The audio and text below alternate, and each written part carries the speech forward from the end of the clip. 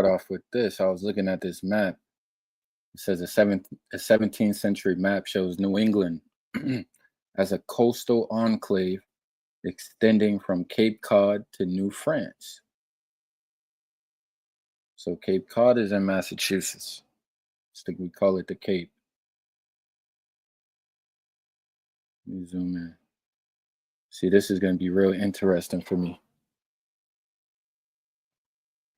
A lot of these names are not recognizable. And now this is the Charles River. I recognize that.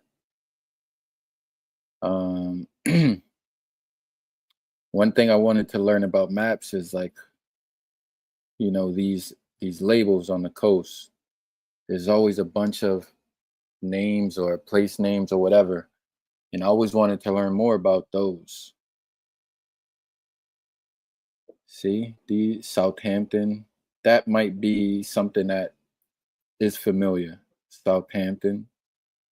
I just thought that Southampton was in Western Mass. Agawam. See, okay, so some of these names, they're now in different parts of the state.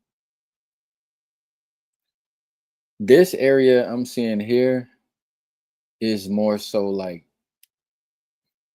right before you go into New Hampshire. So like Danvers, Haverhill, you know, that's what that looks like.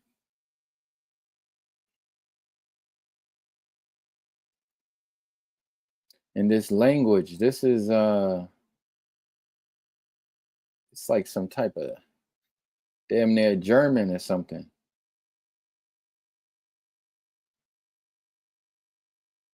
There it says New England, New England. Nova, Anglia. Wow. Okay. So Anglia. See, let's get a medieval map of not all of Europe, but of the UK and Ireland, whatever the hell that is called. You get a medieval map of that. Because I know there's like an East Anglia and shit. Okay, here we go. We're gonna go get into this right here. We're gonna make the connection. Vintage maps of Great Britain and the United Kingdom. I'm not downloading none of these though. Let's see.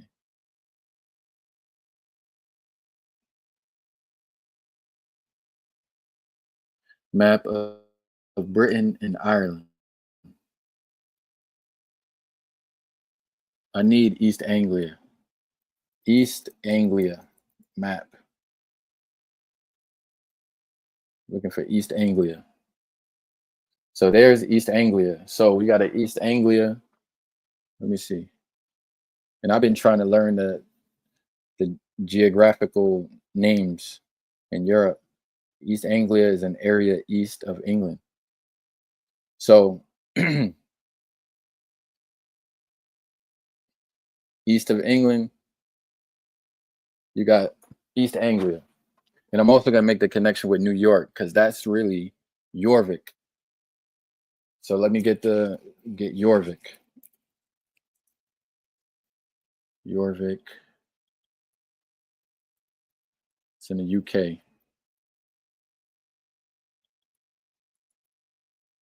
It's now called York, but formerly it was called Jorvik. So now when I bring up this map, you got Jorvik. Map of the Kingdom of Jorvik. And today, Jorvik, now let's go Jorvik to York. Change. The city of York was known as Jorvik during the Viking period. The name evolved from the Anglo-Saxon Eorforwic, which in turn derived from the Roman Eboracum. The Vikings changed the name to Jorvik, which is derived from Old Norse. Later, the name gradually shifted to York. So how did we get there? We got there because we're looking at this 17th century map of New England. And now it's calling this, let me zoom out, this part of, man, I can't really see. Okay, here we go. This would be like, damn, that almost look like that gotta be Maine. That's up by Maine and Vermont, New Hampshire. Because New Hampshire, okay, it might be New Hampshire, Maine area. So now they're saying this is New England and wait, Neo Inge and Nova Anglia. There must be multiple languages on this map. Land Almo, Land Almo Chico Chicosen.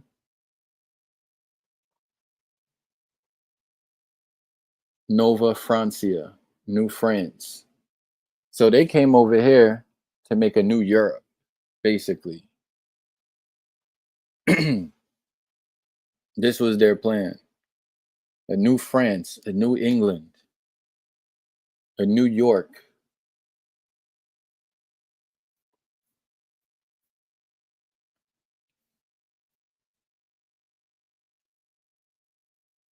And you know, this is not the first time these people made contact with this region.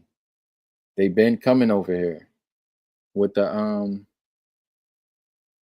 Vikings, the Danes, the Norse already had travels here. Now let's go over here. I see Netherland. So Nova, Belgica, Nieuw, Netherlands. Then I see New York again down here. So they came here to, okay, let me talk to the AI. Here we go. We're going to have this conversation with the AI.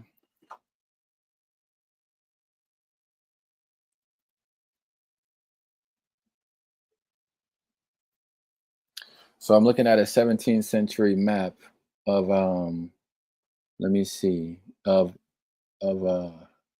New England as a coastal enclave extending from Cape Cod to New France. Now there's a yellow portion where I see it looks like Latin, Nova Belgica.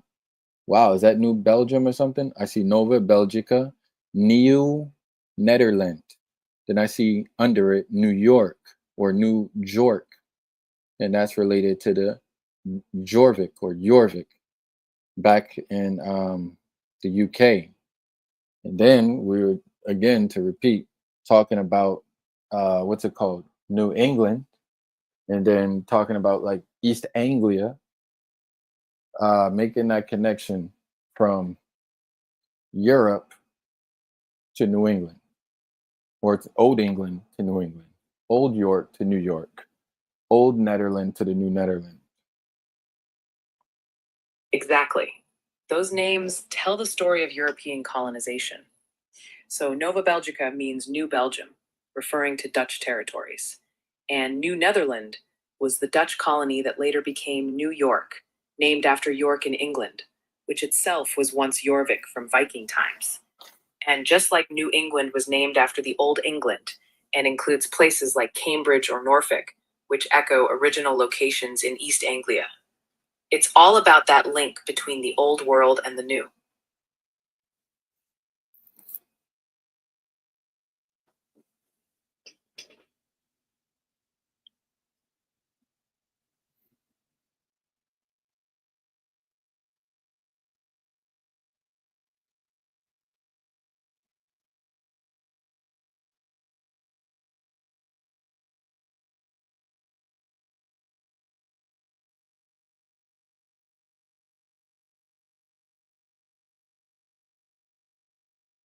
Let's talk about the Dutch. I noticed you said the Dutch, but you mentioned both the Netherlands and Belgium as being like Dutch colonies or territories. Yes. Back in the 17th century, the Dutch controlled a large area that we now think of as part of Belgium and the Netherlands. At that time, the region was known as the Low Countries, and it was a cultural and economic powerhouse. The Dutch established colonies like New Netherland as part of their global trade network. The name Nova Belgica might reflect how the Dutch viewed these territories as extensions of both their homeland and the broader Low Countries. Who are the Dutch? The Dutch are primarily the people from the Netherlands.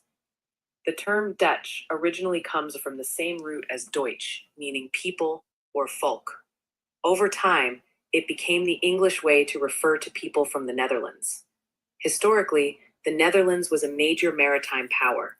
During the 16th and 17th centuries, they built a vast trading empire that extended from the Americas to Asia. The Dutch are known for their contributions to art, commerce, and early capitalism. Today, the Netherlands is a small but very modern country in Europe. The Dutch language and culture have influenced many places, especially during their colonial period. What are some of the Dutch colonies in the Caribbean? Some well known Dutch colonies in the Caribbean included places like Curacao, Aruba, and Bonaire, which are still part of the Kingdom of the Netherlands today. They also controlled parts of what is now Suriname and had a presence in other islands like St. Martin and St. Eustatius. These colonies were strategic for trade, especially in sugar and other goods, and they played a key role in the Atlantic economy during the colonial period. Did the Dutch ever control Barbados? No, the Dutch never controlled Barbados. Barbados was an English and later British colony from the early 17th century. Okay, now I want you to tell me about medieval English and Dutch relations, and also about the history of migration from those regions. In medieval times, the regions that are now England and the Netherlands had close trade ties. The Hanseatic League, a powerful trade alliance, included ports in both regions. England imported cloth from Flanders and the Low Countries, and in return exported wool and other goods. As for migration, after the Protestant Reformation in the 16th century, many Dutch Protestants fled religious persecution in the Spanish controlled Low Countries and went to England. Likewise, English Puritans sometimes went to the Dutch Republic for religious freedom before heading to America later. There was a lot of cultural exchange between these regions, and that shaped both English What and about Dutch. prior? What about prior to, like, you know, um, I read about the migrations from the Vikings, for example, how they went in like three different directions, the Norse people. Is there not any history of migration from the UK to the Netherlands or the Netherlands to the UK? And what were these people's names? What are they known by? Yes, absolutely. There was a lot of movement between what is now the UK and the Low Countries. In medieval times, one of the well known groups were the Flemish, weavers, merchants, and artisans from parts of modern day Belgium and the Netherlands, who settled in England, especially after the Norman conquest in 1066. There was also constant trade and cultural exchange.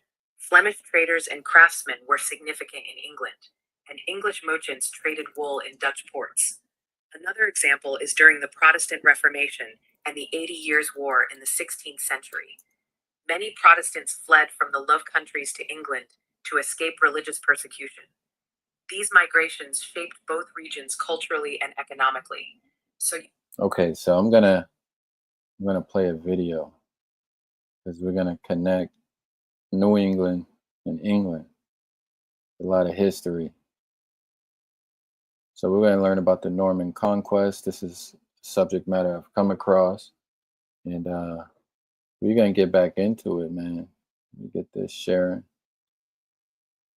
I'll fall back. I'm gonna let this play. So, how did the Normans conquer England? How the Normans changed the history of Europe. This one's short. This one's 27 minutes. It looks more informative. Imperial College of London. Here we go, 1982. Fall back and watch this.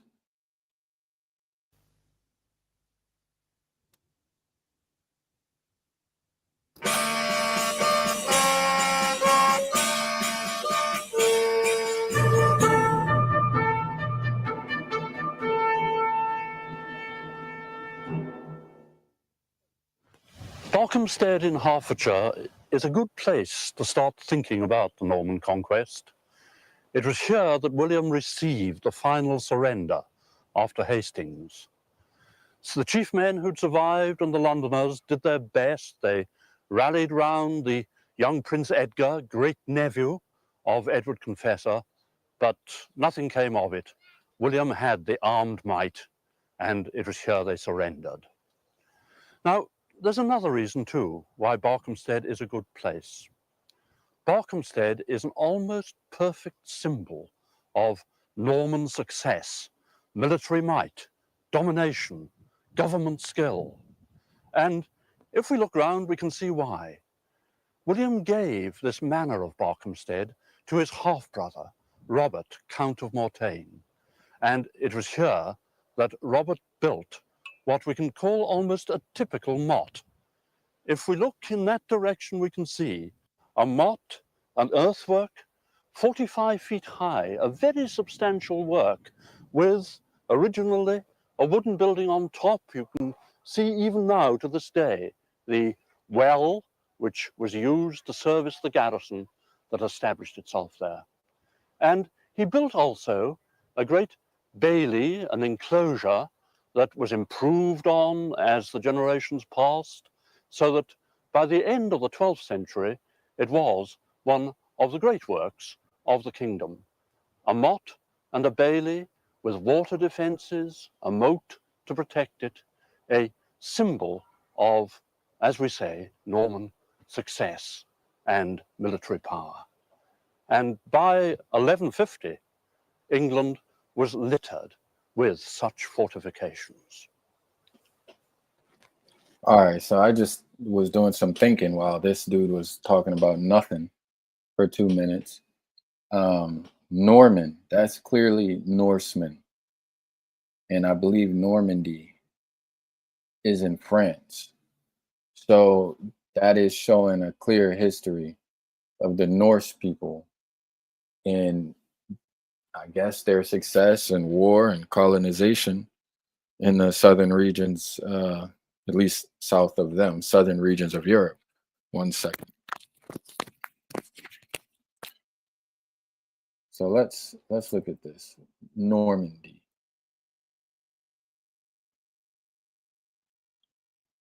We're gonna get into the history of Normandy really quick.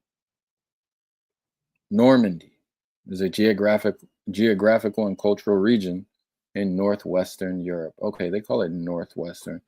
When I said south, I mean just south of where the Norse people were from. Sweden, Denmark, stuff like that. Roughly coextensive with the historical Duchy of Normandy. Normandy comprises mainland Normandy, a part of France, and insular Normandy, mostly the British Channel Islands. Let me see this. Okay. There are some islands off the coast. Okay, that's this is just southwest of the Netherlands.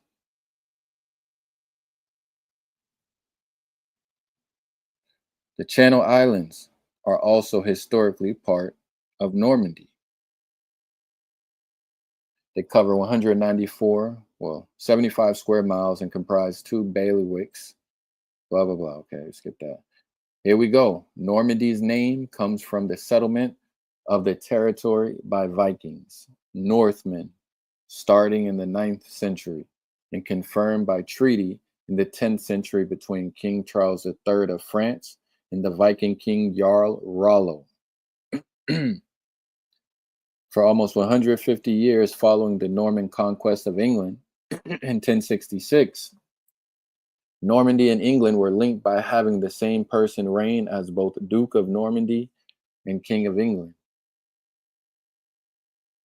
Archaeological finds such as cave paintings prove that humans were present in the region in prehistoric times. Normandy also has many megalithic monuments. Proof of people.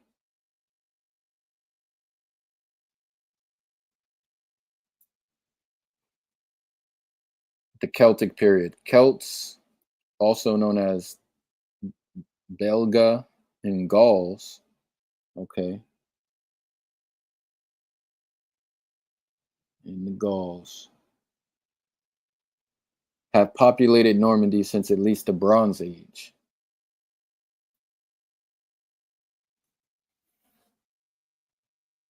When Julius Caesar invaded Gaul, 58 to 50 BC, there were 9 different Celtic tribes living in this part of Gaul. And you got the Romanization. The Romanization of this region partly included the Gallia Celtica, meaning Celtic Gaul, was a cultural region of Gaul inhabited by Celts, located in what is now France, Switzerland, Luxembourg, and the west bank of the Rhine River in Germany. Roman roads and a policy of urbanization, okay, was achieved by the usual method, okay. Roman roads and a policy of urbanization. Roman roads were physical infrastructure vital to the maintenance and development of the Roman state, built from about 300 BC through the expansion and consolidation of the Roman Republic and the Roman Empire. They provided efficient means for the overland movement of something. Okay, I understand. In the late Roman Empire, a new province was created and called Lugdunensis Secunda. It sketched the later ecclesiastical province of Rome. Then you got Germanic invasions and settlements. So this is about Normandy. So I'm gonna end up putting on a video. Viking raids and foundation of the Norman state. You know what? I'm gonna end up reading this because this is good right here. And I love seeing these. The Bayeux Tapestry, scene 23.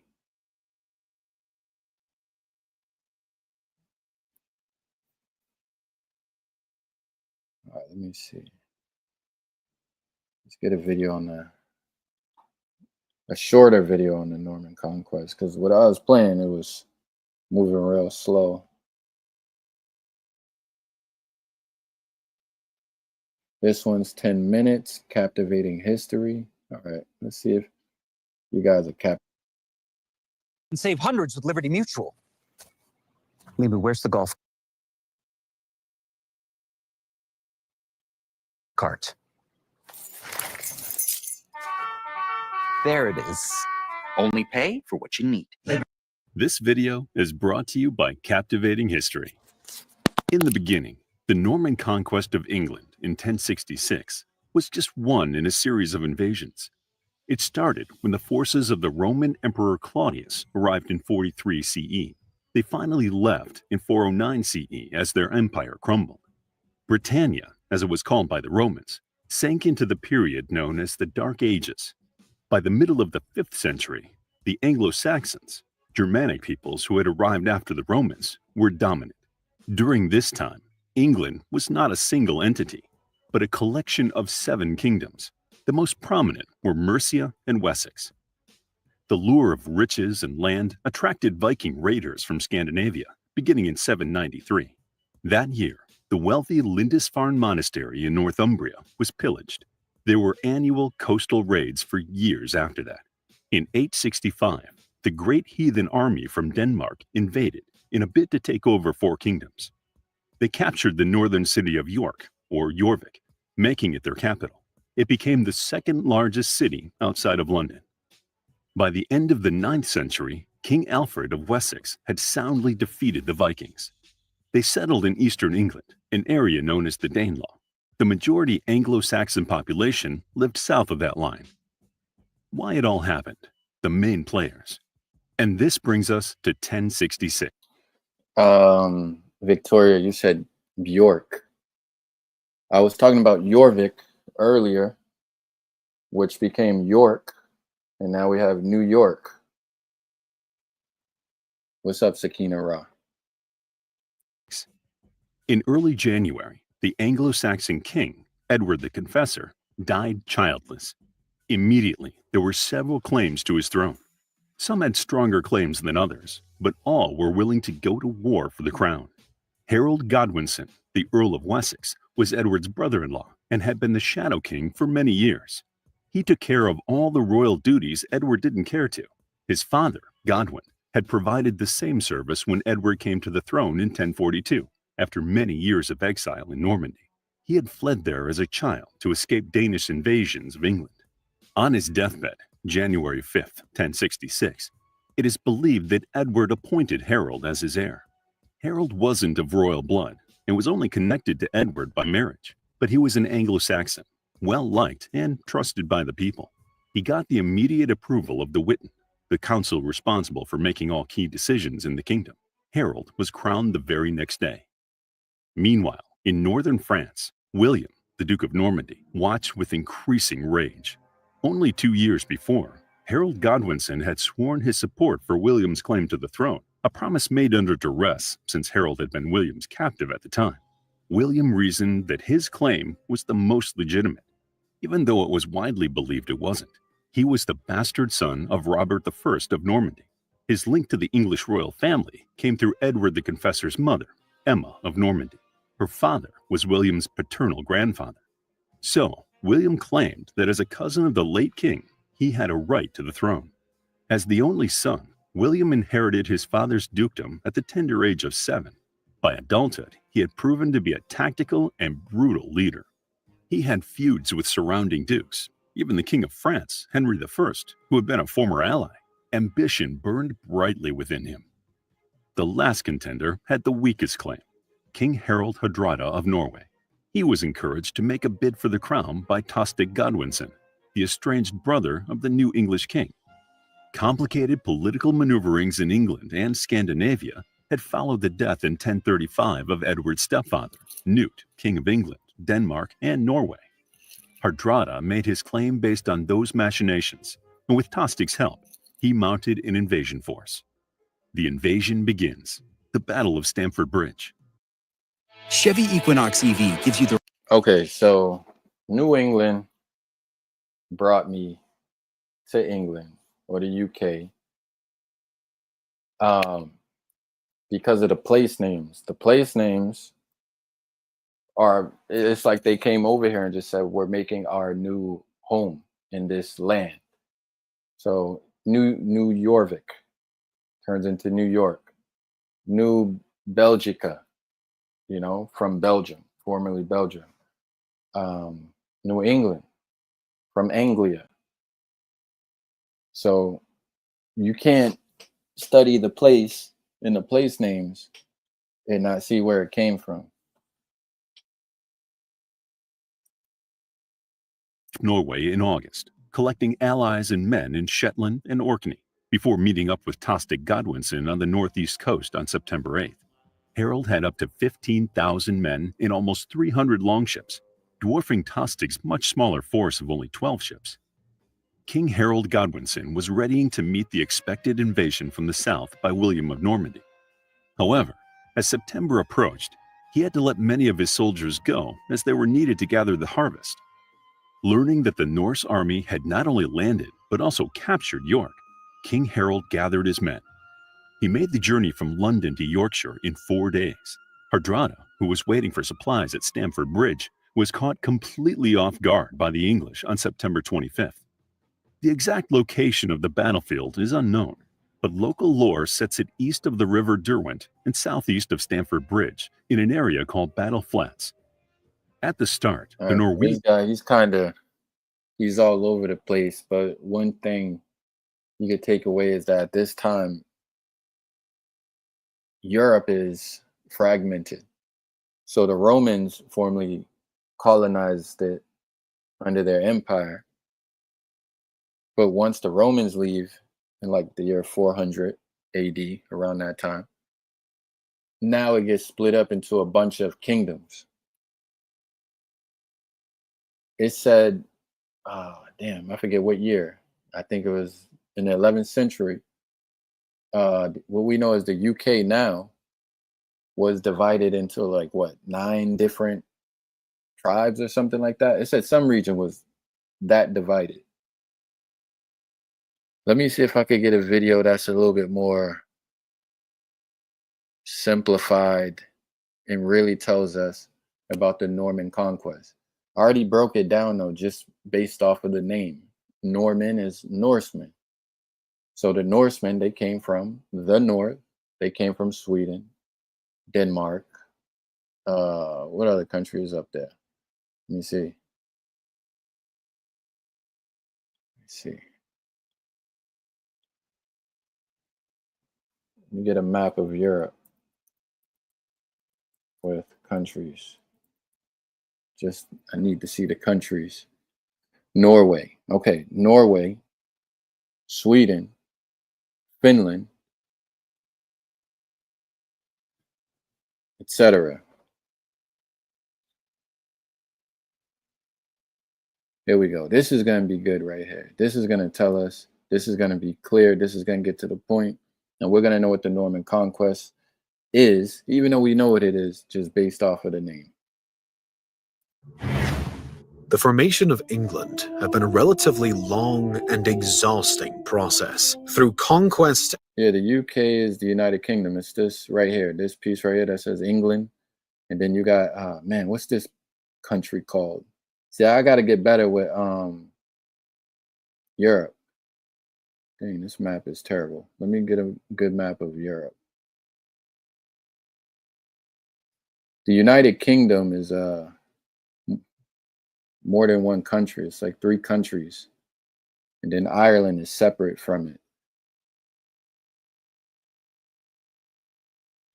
Here we go. This is Library of Congress.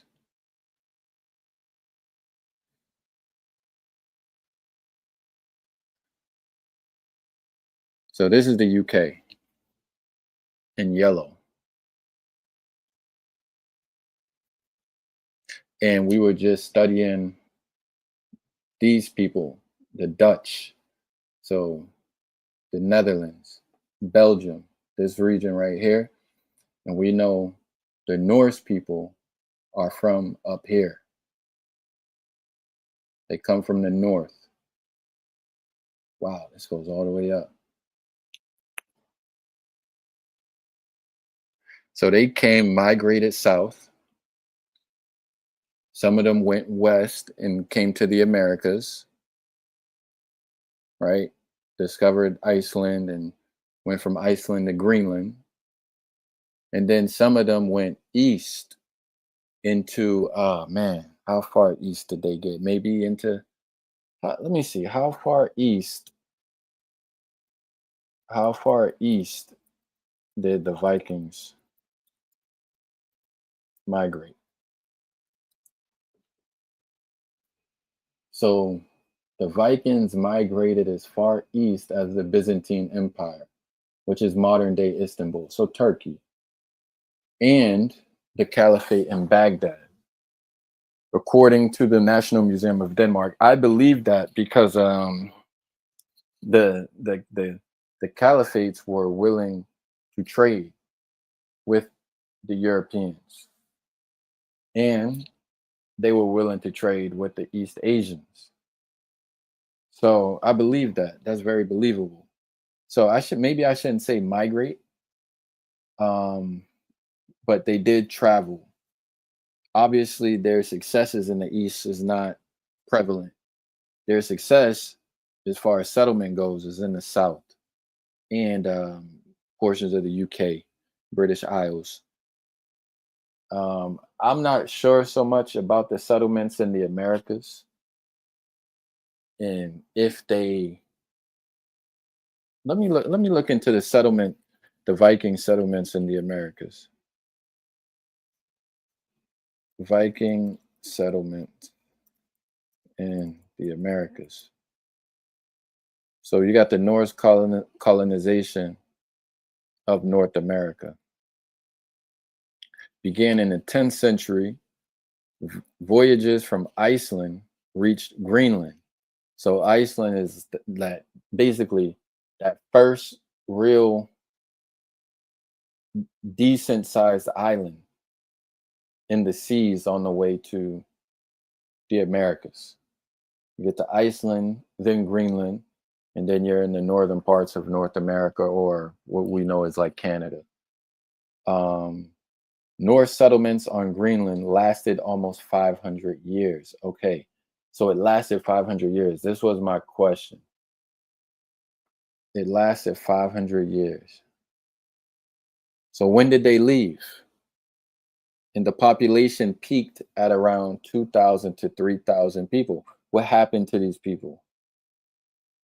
Let me ask the AI.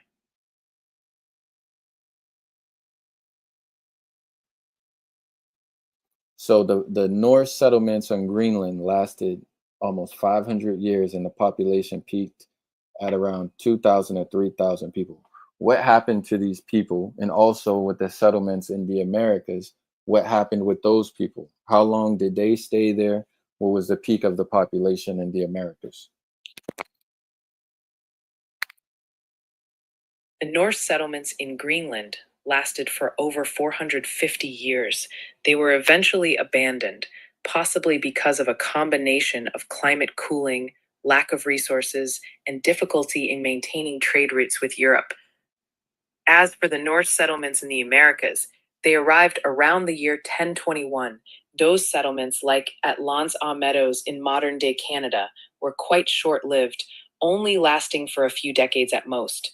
The peak population in those American settlements was much smaller than Greenland, only a handful of people, likely fewer than 100. They abandoned those settlements fairly quickly, probably due to conflicts with indigenous peoples, difficulty sustaining their population, and the challenges of resupplying from Greenland or Europe. Okay, so that's pretty much what I thought was the case. Because there's a possibility, though.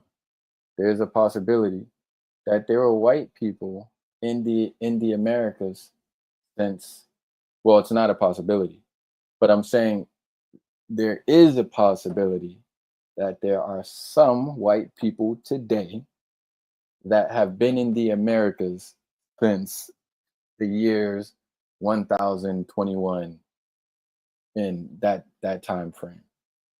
Now, I'm not saying it's a big possibility because you just outlined all the challenges they face, but it still is a possibility that white people been here since the year 1000, basically. After reconquest, the Kingdom of England was finally created, and the Anglo-Saxons were in control. But just because they had taken the land and created a nation didn't mean they were safe from someone else trying to do the exact same thing in the exact same place. Across the English Channel lived the Normans. Up in the northwest of France, above Paris, was a growing Viking settlement in Normandy. Back in 911, when the Vikings were wreaking havoc throughout Europe with their raids and terror, the contemporary ruler of the area. So when I be on the video game, this is literally what I be playing. This history they're talking about right here is in the game. This is why I'm even watching this, because I'm just trying to go deeper into it. But that's where those video games be kicking in, how I be getting into random type of stuff, where I could study the whole world, global. Area, Charles the Simple struck a deal with his invaders. To avoid further pillaging throughout France, Charles opted to hand over the land of Normandy to the Viking leader, Rollo. This would not only appease the current invaders, but it would also prevent future Viking raids through that coast, serving as a win-win for Charles. This may be the last ad you ever see. Because I of the also free want to say, Marquise used to say this, but it is true. All of history is warfare, and that's even what we're seeing today, right? This history is gonna be hopefully recorded with warfare in mind. Like whatever happens to Gaza, right? That happened through a war. All these countries that we know today, I'm pretty sure 99% of them are a direct result of a war. Maybe I shouldn't say 99%, maybe like 90%, because I could see some countries, or maybe even just some states, that are a result of treaties where there didn't need to be a war. But the majority of them are the product of warfare. Also prevent future Viking raids through that coast, serving as a win-win for Charles and Rollo. And the Vikings quickly adapted to the surrounding French culture, even expanding their territory in the region, operating as a stronger and more loyal barrier between the French and Vikings from back home. Back across the English Channel, by this time, the Anglo-Saxons were already clashing with their own Viking invaders as they inched closer and closer toward the establishment of what we now know as the Nation of England. Throughout this process... So prior to the Nation of England, you had the Danelaw, Mercia. I know Wessex. I thought this would be Wessex. It doesn't say it, but this is Wessex. There's Sussex. Oh, Wessex is down here. Wow, okay. Wessex is in the south. Their own Viking invaders as they inched closer and closer toward the establishment of what we now know as the Nation of England. Throughout this process, though, due to the evolution of the Vikings over in Normandy, the Anglo-Saxons found themselves with a potential ally against their attackers. In 991, the Anglo-Saxon king Ethelred II and the contemporary Duke of Normandy's daughter Emma were wed in hopes of solidifying the budding friendship between the Anglo-Saxons and Northmen. This alliance came in handy by 1013 when the Vikings back in England... Okay, so I gotta see who was there before the... Okay. Before Norsemen. Normandy before the Norsemen. Before Norsemen, Vikings established the Duchy of Normandy in the 10th century. The region, now known as Normandy, was part of the Frankish kingdom, specifically the province of Neustria. It was inhabited by Celtic tribes, then conquered by the Romans, and later by the Franks. Okay, so originally you got the Celts, then the Romans come in, and then they leave in the 400s or somewhere around that time, 4th or 5th century. And then the Franks take over, which sounds like French. And then the Vikings come from north, the Norsemen come from the north and establish Normandy or Norsemandy or Northmen in what we know as France. So it says the pre-Roman period, Normandy was initially inhabited by Celtic tribes, including the Belga and the Gauls. The region was conquered by the Romans under Julius Caesar and integrated into the province. Okay. Then you got the Frankish period.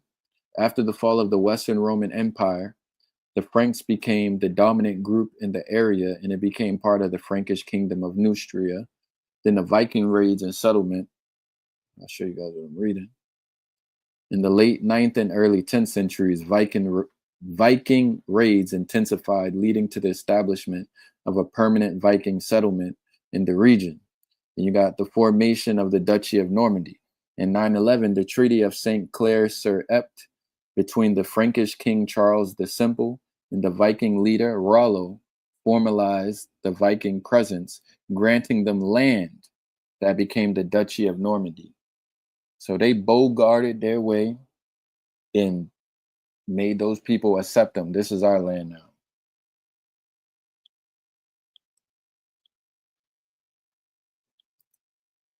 England became so aggressive, the budding friendship between the Anglo-Saxons and Northmen. This alliance came in handy by 1013, when the Vikings back in England became so aggressive that the Anglo-Saxons were forced to flee. They ended up in Normandy. Check this out. I'm going to show you how I afforded this car. The damn advertisements and whatnot. Where they stayed for 3 decades until they were finally able to return to England to face the Vikings once and for all. At first, the relationship between the Anglo-Saxons and Northmen remained unchanged. There wasn't much of a reason for either to turn on the other, and it seemed that the alliance would hold strong. That, of course, would prove to be false. The turning point. See, so the Dutch own Aruba. The Dutch own Curaçao. Even though I thought Curaçao sounded Portuguese to me. Curaçao sounds Portuguese to me. But I was just looking that up, and there's one more place in the Caribbean that's still a part of the Netherlands. That, of course, would prove to be false. The turning point came when the Anglo-Saxon king, Edward the Confessor, died in 1066 without an heir. In response, the Anglo-Saxon Witenagemot elected Harold Godwinson to become the next king of England. But this didn't go over well with everyone. In Norway, Harold III believed that he should be the rightful heir to the English throne. As odd as this sounds, there was actually a reason for it. The previous king of Norway, Magnus I, had negotiated a deal with Hartha Canute, a former king of Denmark and England. This arrangement meant that if So this is European history prior to the age of exploration. So we could see what they went through, what they came from, and then what they became. So I'm not so sure about the pre-Roman era, but we know they were colonized almost damn near. Let me see, what percentage of Europe was colonized by the Romans? What percentage of Europe was colonized by the Romans at its peak? Let me put at its peak. At its peak.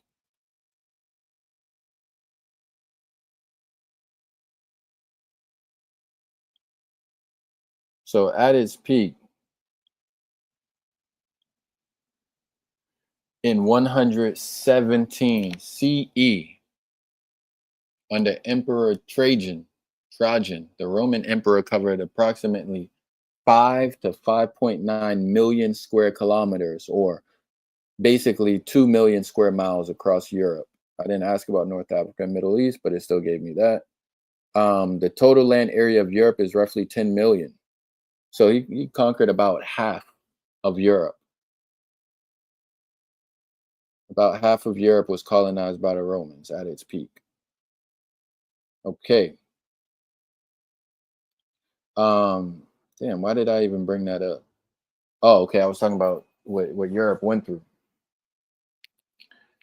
They undergo severe colonization by one kingdom or one entity, which is Rome.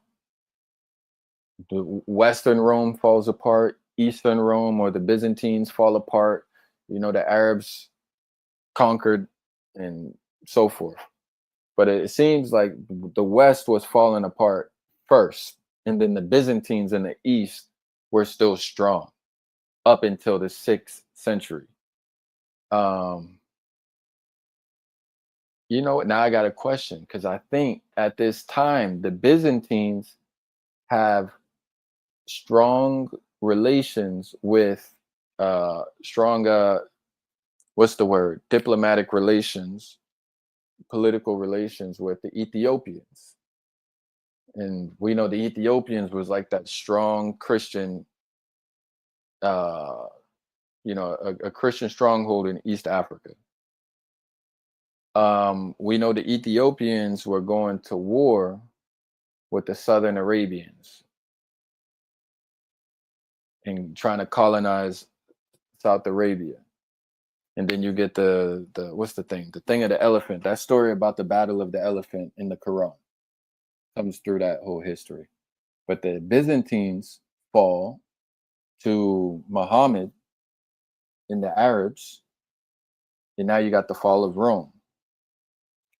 Okay, you get the Islamic caliphates now, that after Rome falls, you got the Muslims in the East, or you could call it West Asia, that are now creating a caliphate or khalifa.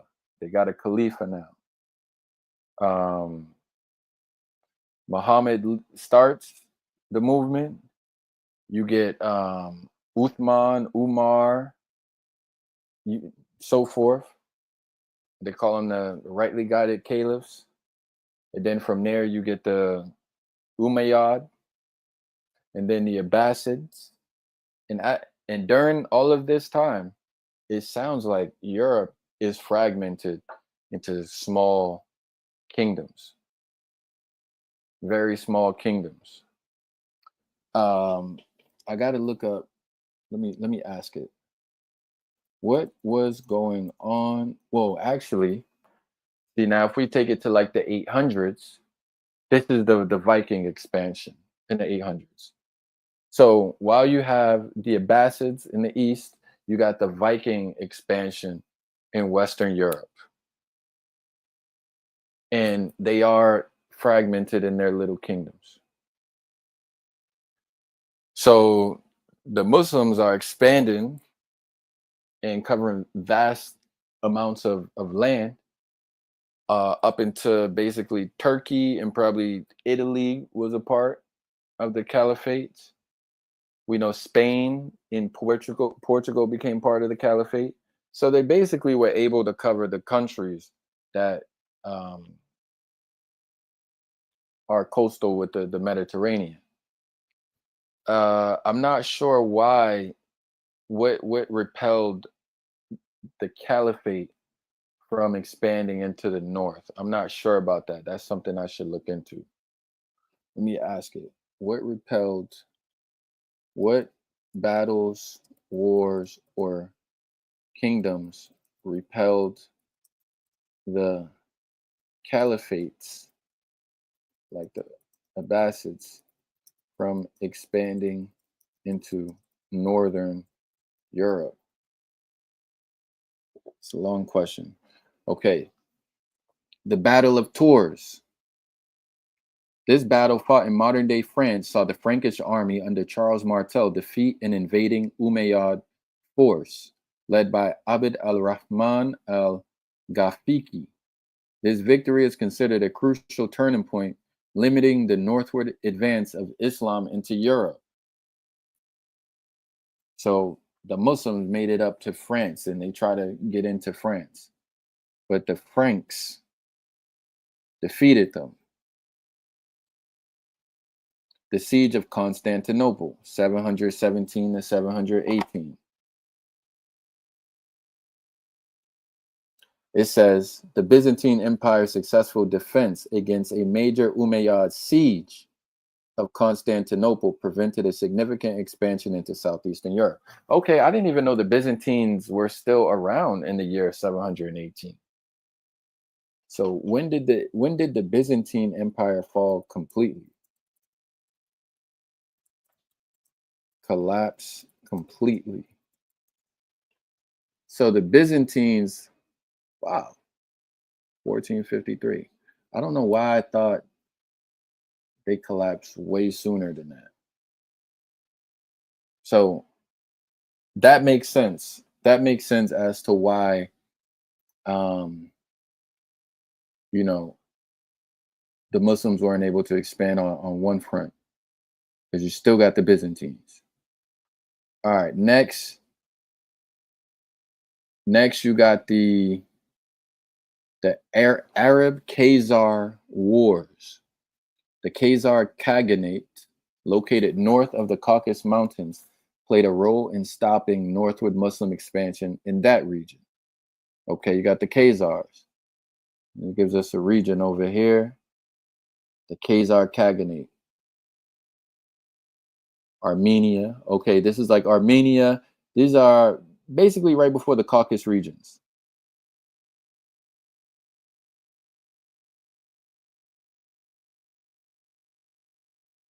Then you got the internal divisions, infighting and political struggles within the Islamic Empire. Different factions, including the Abbasids, Seljuks, and Fatimids, vied for power, weakening the empire's ability to maintain a unified front.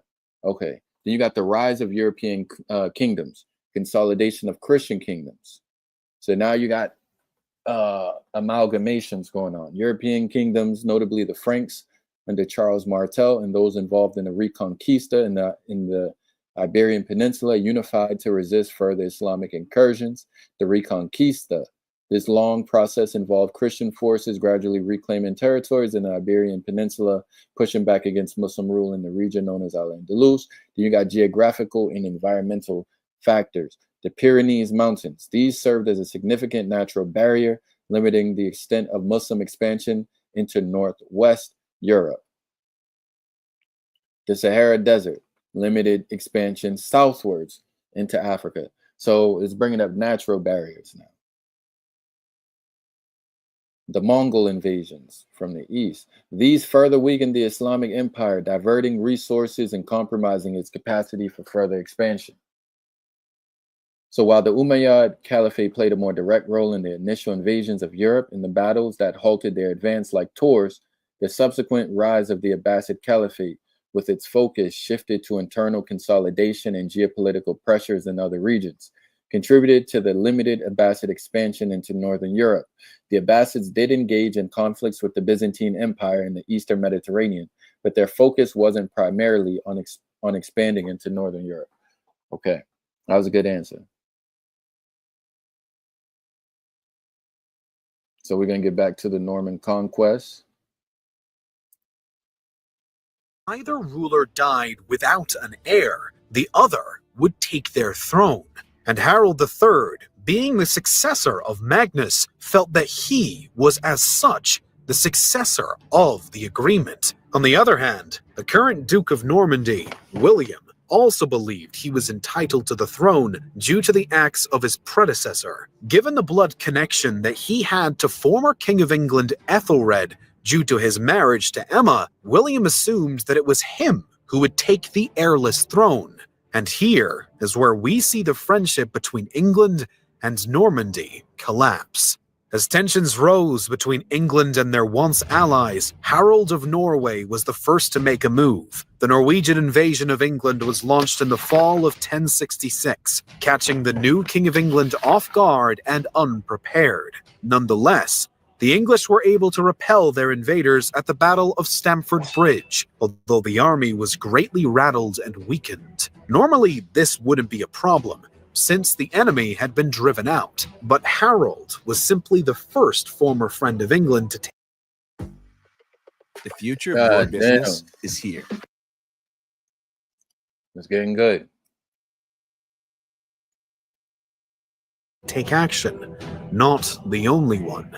While the Norwegians and Anglo-Saxons clashed, the Northmen were preparing for battle themselves. Roughly 600 ships and 7,000 men were prepared from all throughout France and even Germany to fight under William of Normandy. Although they had initially planned to arrive prior to the Norwegian invasion, the Normans were held up by poor weather for a few weeks before finally reaching English shores, which was actually a blessing in disguise for William. Now, he was landing in England only a few days after the Battle of Stamford Bridge, which meant that Harold's beaten-down army would have no time to plan or even recuperate. Upon arriving in Sussex on September 28th, 1066... That's why, you know, when countries are fighting, when they get into war, now, you know, you're vulnerable. Vulnerable from attacks from not the people you're currently fighting, people that has been plotting the whole time. Now they see their opportunity. So right now, Iran, vulnerable. If Russia wanted something, for example, they would be vulnerable. But fortunately, I believe they have positive relations with the neighboring countries in the region. Sakina Ra. Peace, nephew. How are you? I'm good. I'm here eating a steak and cheese sub. Oh, I'm doing fine. My computer is jacked up. I'm finna take it to go get it fixed, I think. I can't get my notifications to ring or anything. I think I'm messing it up trying to fix it. Hmm. Right. But this is really good. Yeah, Europe. We're learning about Europe, and we study America, we study Africa, but when you study Europe, you see that they went through similar things. That's why I was bringing up Rome. Rome colonized half of Europe. Let me ask you something, because I started something and then I stopped, because we were supposed to be doing Pangea. But let me tell you, because I want you to look this up, because the map's always changing, right? And that was something you started. And so in this book, this dictionary, remember I told you I had them dictionaries. So because I love them sources in the book. So this continental thing in France is in Africa, right? Okay. So I want you to look it up. Hold on. I know it should be in both of these books. Here it goes. It's called the French Equator. It's called the French Equator Africa. Yeah. I think you're talking about, are you talking about Equatorial Guinea? Yeah, it's not Guinea. It's called the French Equatorial Africa. See, my dictionaries are 1953. Ah, I see it. The Columbia Viking, right? I see it. So if this is like a border or markers, right? And this has a lot to do with Europea, right? Because you start to see, you can see French and the West French in Africa. And you see how, right? So now this plays a whole different outlook. Yeah, they were in, I see they were in Central Africa. Exactly. So now this plays a whole different outlook from how we look at it now from that standpoint. You get what I'm saying? Because when we was looking at it, it was a lot of water in between and a whole lot of hoop. But now this is a whole different look.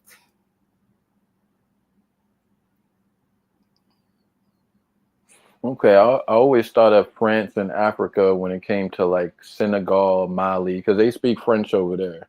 Exactly. So when we start talking about colonization and colonial, that happened here, but they were still tribal over there. And so when we colonized over here, 13 colonies first, right? And then we still talk about Philadelphia and Pennsylvania, and we talking about the colonized and the common state and the colonized states. You just woke me up real quick. Hold on, let me say this. Yeah, you're right. We were the 13 colonies that rebelled against Big Brother, which was Britain.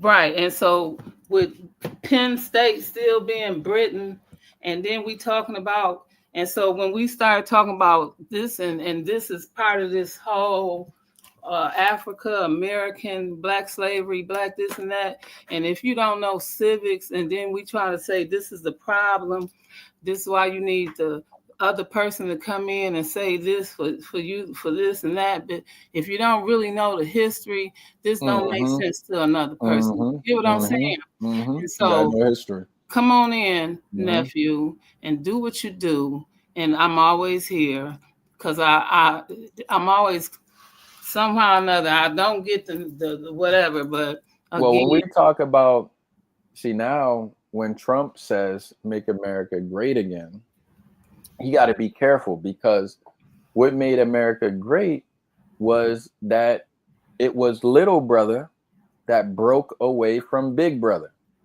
But the problem is now America likes to be the big brother to everybody. See what I'm saying?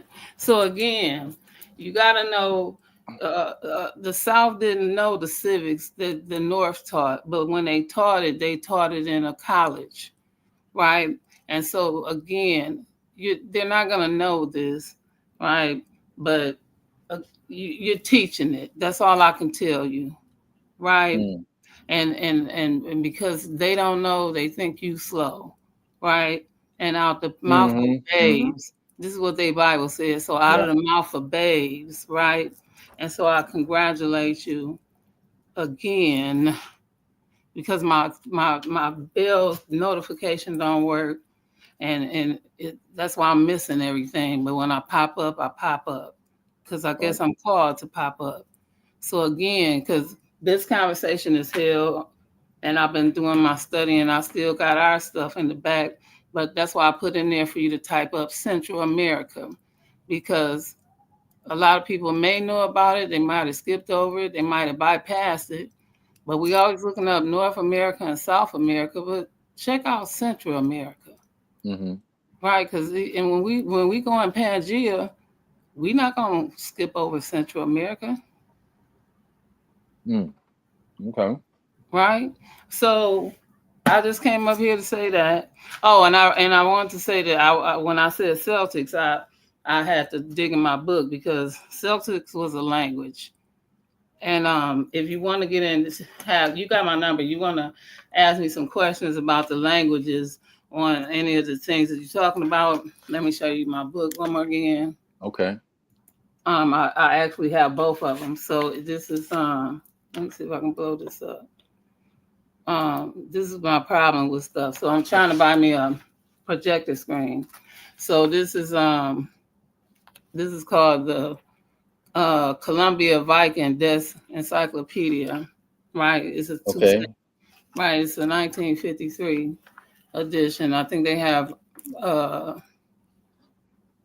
I think this is the second edition, but they got the first, the second, and then they got some more. What's in it? What's in the book? What does it talk about? It's actually an encyclopedia, right? So it's the Columbia edition, because America goes the first, the last to get anything, right? So this is just an encyclopedia on everything. Okay, tell me what it says for Celtic. What does it say for Celtic? Okay, for Celtics, it said the Celtics was a language, right? So if I go into this book, the first book, it says Celtics is actually spelled with a C, and it was a language that was spoken by a few people that lived in European land, right? And when it said that, it reminded me that France had that area that I told you to look up that was over there, right? And so what I know about the Celtics or Celtic, we got the Boston Celtics, and right. Lucky is supposed to be an Irishman. I'm pretty sure, because he got like the 4-leaf clover on him. Right. So maybe the Celtic people were in Ireland too. Though they were over in that area, because during that time you had the Kemetic people, and you had the North, East, West, all kind of people coming in, because it was trade over in that area, right? This was during probably the 16th dynasty or so. And this was close to the Mediterranean. So this is what we're talking about at that time. According to the Bible, right, you had Celtics over there painting up some stuff and drawing up some stuff. Not just the French, not just the Italians, but you had the Celtics, the Celts, or Celts, they called them, writing and drawing. I got a book of the Celts, the Celts, as we call them. So yeah, they were over there, but they're Swedish and Dutch and something else. They're like a mixed of people, but they're not labeled as Scandinavians, right? This is what I'm trying to find. Yeah, it said they used to go by the name the Gauls. The Gauls. Yeah, see, this is why I had to go into the language. Because if you go into the language, then it breaks down. I think 3 different people that spoke the language, 3 different groups. Because in the language, let me go here. It's 3 or 4 pages of languages. Language is very important. So the languages start on this page, and then it's 1, 2. That's 3. Let me see. Yeah, it's about 4 pages. Okay. 1, 2, 3. No, 3 pages of the languages, and so it defines it on this side. So when you read the lines here, you just look for the name, right? So it'll tell you here.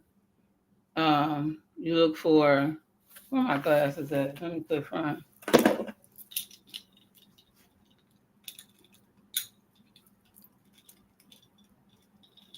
Okay, so you look for the subfamily in the first column, and then the next column says the group, and then you look for the principal language, and then in the last column it'll tell you the family and the other kind of family, right, in that group.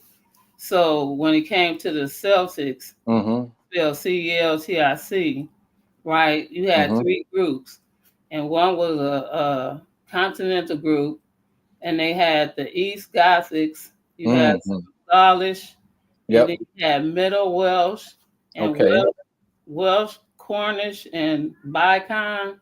Okay. And then you also had Gottishlik,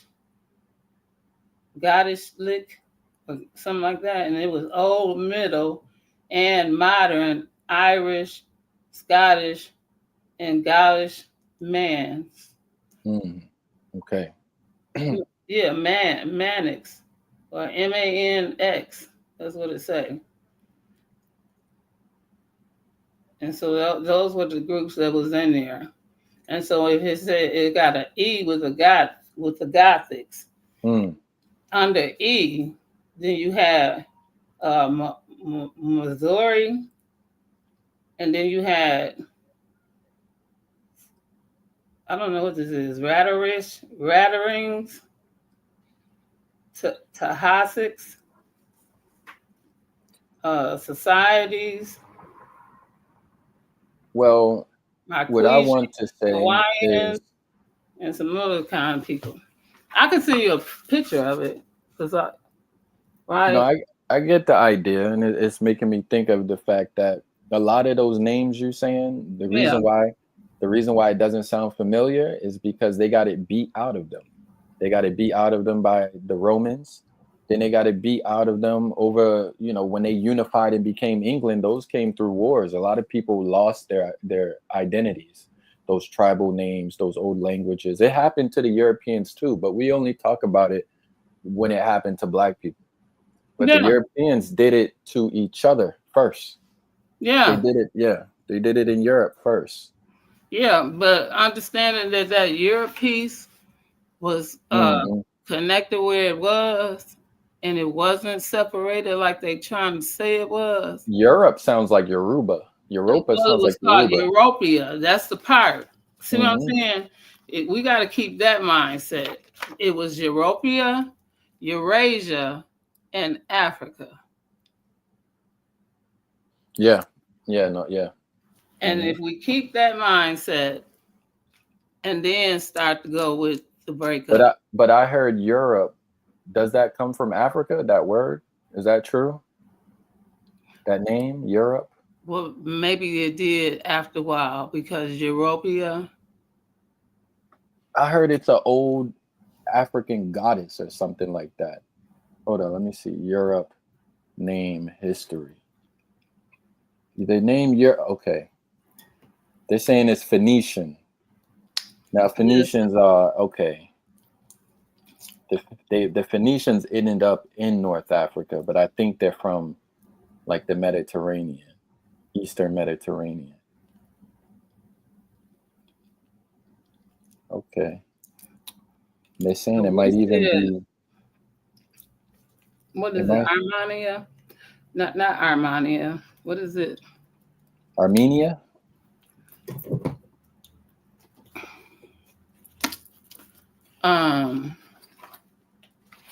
Let me get him a name right first, because that was something else I was working on. I had to take a break. Mm-hmm. His name is R, and then I'm gonna land it with this. Where are you from again? Are you from Dakota, North Dakota? You live in North Dakota? I'm From Milwaukee, though, right? No, I'm actually from Chicago. Okay, Chicago. That's an old Native tribe, right? Chicago, the Chicagoan people. Yeah, And then Dakota also sounds like an American tribe name. it is. Milwaukee sounds like an American tribe name. It is. Okay. So I'm wondering, maybe those tribes up there were strong because they were able to retain some of their names. Yeah, they did. They the Oneida tribe, right? And it's still I forget what this other tribe is.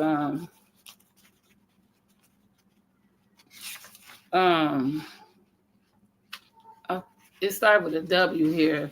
They dang, I just got a book off of them.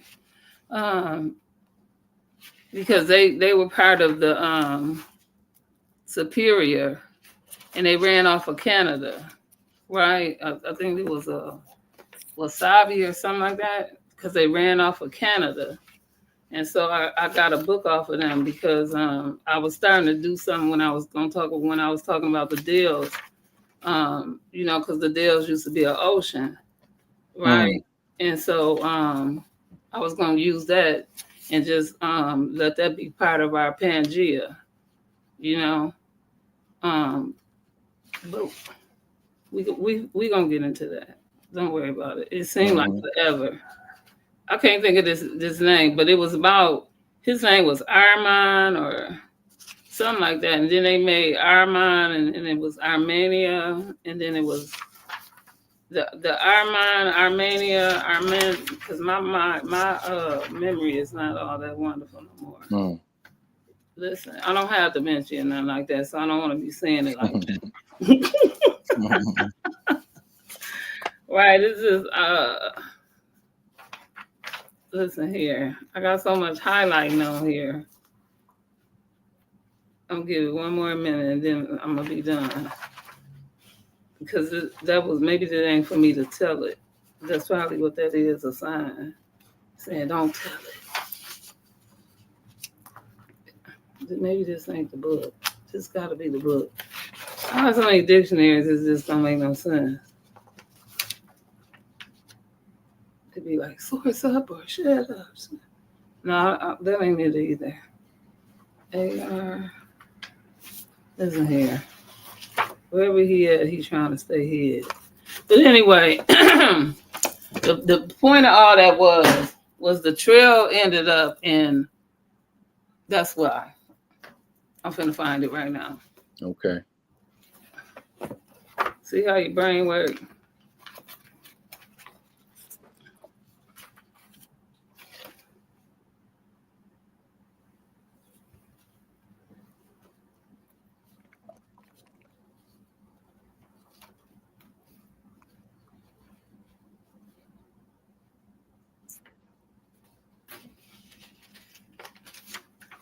So the British named New York after the Duke of York, who later became King James II of England, after they seized the territory from the Dutch in 1664.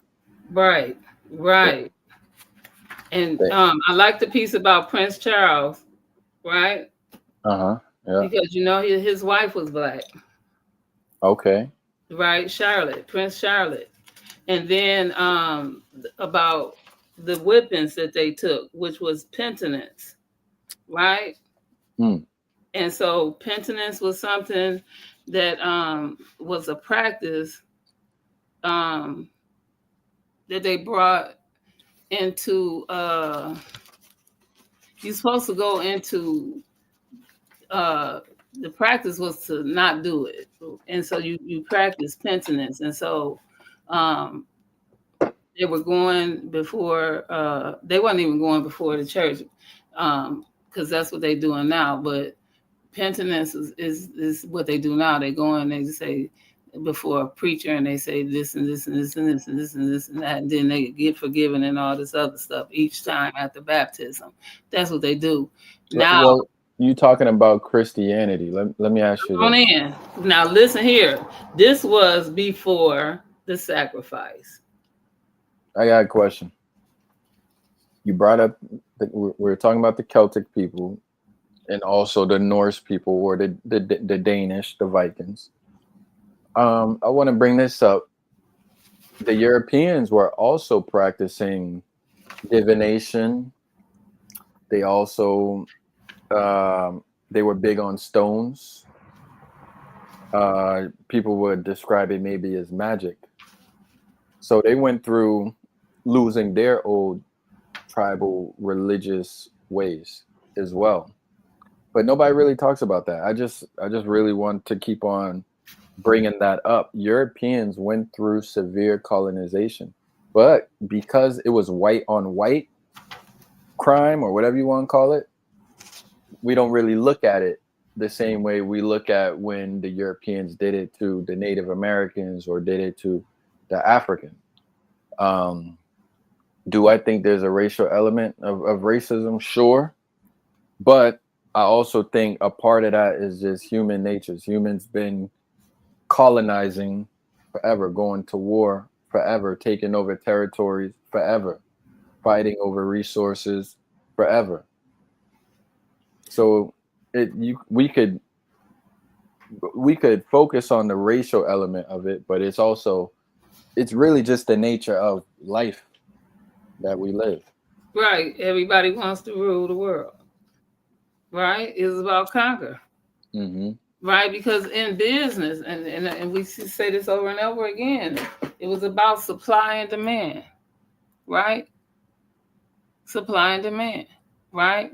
And then even now, they still try to one up on somebody. You don't want to say it like that, but if you one up on somebody, or they try to take the and you don't want to say take kindness for weakness, but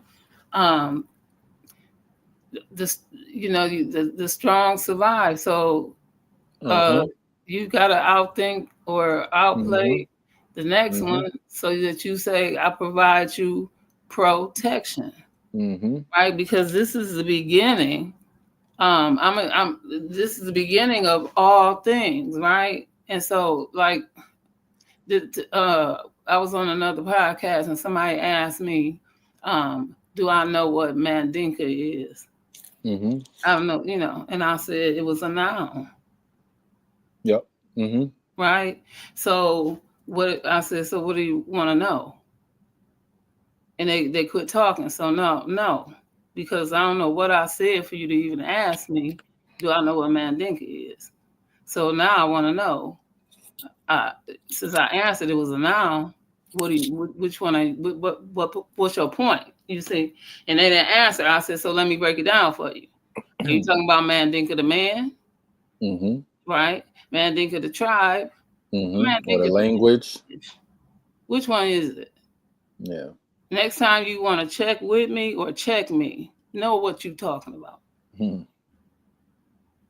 Because this is the beginning of all things. Remember, the alphabet didn't come to the 1600s, right?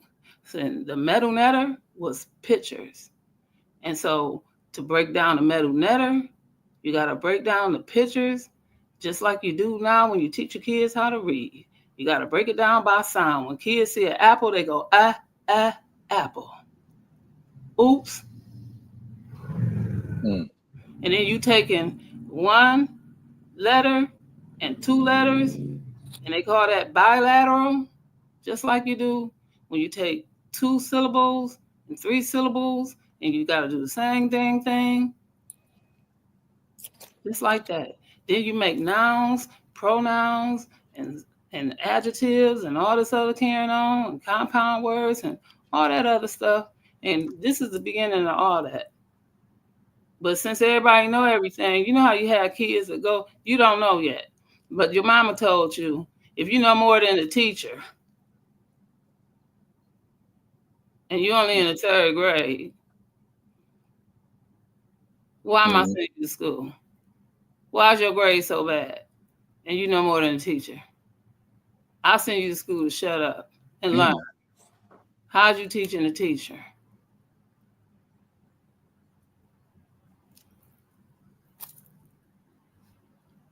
So, what happened to smoking conversations?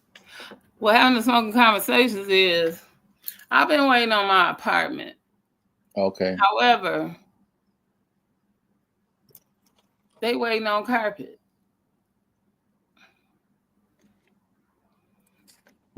Now, first I was picking out an apartment, and I picked one out finally. And everything went fine, and now it's been 6 weeks, and I'm waiting on a carpet. Okay. No, it's not okay. Because now it's messing with me emotionally. Seriously. It's messing with me emotionally. And yeah. So, yeah. Did you hear about the heat wave in Europe? Listen, I done seen some heat waves. I done seen some tornadoes. I done seen some crazy weather. It's so much craziness going on that I almost said, listen here, I want to go out here and talk about it. And at the same time, I'll be like, I want to talk about it in my house. Okay. You know what I'm saying? That's what I really want to do. I don't want to talk about. I mean, I don't have a problem talking about it over here, but at the same time, I want to talk about it in my house, right? And sometimes I'll be wanting to pop up over here and pop up over, but if my thing, because my cat sat on my computer, y'all, and that's what started everything. And so when my cat sat on my computer, and then I had to go buy a new one, and now and it's the same kind of computer, but I'm not getting my alerts and stuff. And so this is like stressing me out. And then, I'm waiting on, I found my apartment. It took a minute to find one. And then when I found one, I'm still waiting on carpet. And this is frustrating. So yeah, that's what's going on with smoking conversations. I don't understand it. My birthday didn't pass and everything. I was supposed to be in my apartment by my birthday. This is too much. I'm sorry. Yeah, I remember. You like every time I come over here, I need a doctor appointment over here. What's going on? No, I remember you was talking about moving a long time ago. Right. But listen here, I didn't find an apartment yet. But now I finally found the apartment and I'm still waiting on carpet. It's been 6 weeks. I'm asking them where they getting an apartment. Is the carpet coming from China? Hell, they would have been sent by now. Hell, I could order my own carpet. Maybe you're gonna get some nice carpet. Listen here, they must be putting the carpet in themselves. Like you probably don't want to see the floor they got in there. That's what it is. If the carpet that damn bad, with the floor that damn bad, my cat don't want to see it. Shit. Yeah. Look here. This is serious now. This don't make no sense. This gonna be. What about? Okay, let me ask you this. What about the current events of Egypt? What the stuff they say they finding? I don't know what's going on. Oh well, they said they found a few things. So they say they found a few things, but at the same time, I don't know if that's debunkable or what. Let them say they found something. They say they found something. What ended up happening with that rumor that the pyramids extended way, way, way deep into the ground and there was more stuff under the pyramids? Do you remember that? Right. That's why I'm going with that, because they still say they found something recent. right? And I'm still trying to find when they said they opened the casket for the cartouche of Amun Ra, Akhenaten, and said that he had both genitals. I don't believe that. Nah. You see what I'm saying? And look here. So I'm not understanding this. So and they study finding stuff. So let's find the credible one because I remember saving that, and I can't find it. Okay. You see what I'm saying? So no, and they study finding stuff, but when you go to the site got so many things on it. I don't believe that site credible. Or YouTube sending you to a site that got so much stuff on it. In order to get on it, it's almost like the Washington Post, where you gotta block you. Come on in. So you don't even want to get on it because if you gotta do all that, it might not be worth it. I can't say I believe the Washington Post just because you want $4 to even be able to see it. That don't make it real. And so no. So yeah, no, I'd rather stick to people I know to say, yeah, this is what it is.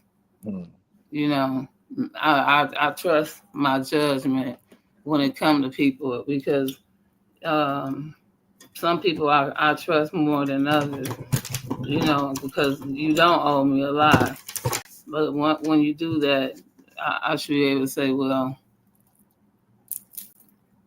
that's it, No harm, no foul. Harm, foul, that's cool too. You see what I'm saying? We can move on from that. That's all good. Shame on you. Won't be no next time. This ain't no damn baseball game. And with that, Shimon Hotep, I'm gonna go back to the chat though, because this is really good.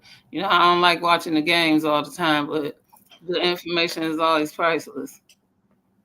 All good. All right. Well, let me ask you before you go, what's gonna happen with Diddy?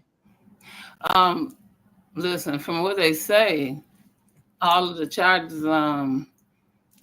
been put together. He just got one waiting for him.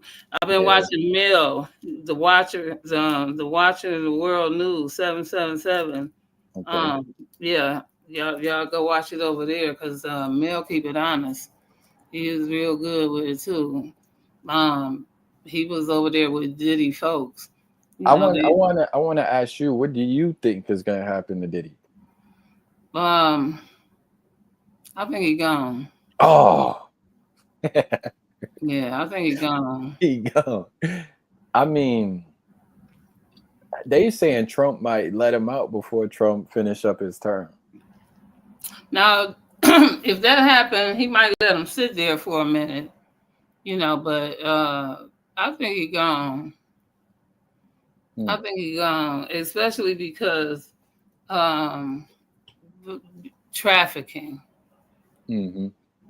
That alone, you know what I'm saying? And then the rest of it, the rest of it, I don't know, because I heard that there was no connection. Ain't nothing you can do about everybody that showed up and all this other stuff, but the trafficking, you know what I'm saying? And then the prostitution. Yeah, because pimping and pandering is real. And they can, you can call it what you want to, but when the RICO, you know what I'm saying, you can throw that in there. You can call it RICO. When you call it pimping and pandering, call it RICO, because all of that, when you pimping and you take somebody across the line and that's pimping. You can call it RICO. You can call it Mexico. You can call it state. You can call it whatever you want to, but make sure you call it pimping and pandering and all that other good stuff too. You see what I'm saying? This world's crazy. Yeah. It's a crazy world. Sounds right, because it is no longer across a state line. And I feel, I mean, maybe he will go down because he is a black man. I don't know, but I just think, are they really about to take down P. Diddy? Yeah. The I brother. don't know. He's a big time guy. I mean, wow. I'll be like, whoa. Yeah. If he gets some serious time, I'd be surprised. Well, what is he looking at? 15 years? He's looking at life. No, I don't think he got 6 charges. You gotta remember that. No, he only got 5. Or 5, okay. He got the RICO. He got prostitution, and he got something else. The prostitution's already proven because they had the male strippers come in and say blah blah blah. There was something else in there too. Listen, it's all wild. It's all What is a hung jury? What does that mean? A hung jury? I mean, when all of them say the same thing, like hangman.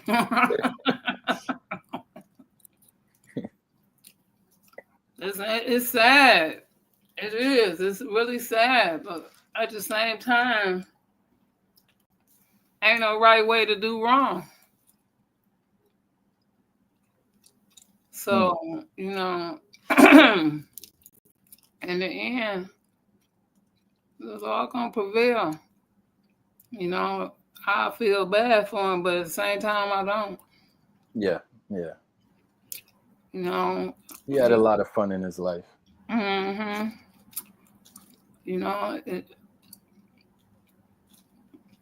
I feel bad for his kids, especially his daughters.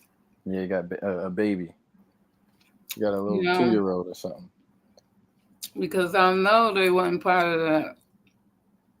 I don't know about his sons, but I know his daughters was not part of that. So I feel bad for them. You know? Mm-hmm. And if anything, I really send my heart to them because I hope nothing like that ever happens to them. Right. You know? Right. Because this is sad out here. You know, I've been fortunate and blessed, me and my girls. Mm. You know, because this is crucial out here. You know, this is a mother's nightmare. Mm. You know, for your girls to have anything like this happen, and even to find out that it's your son. Mm-hmm. Yeah, they said his mother showed up, but she was like emotionless. She wasn't showing no emotion. You know, how I'm with her. Mm. I mean, put yourself in her shoes. What?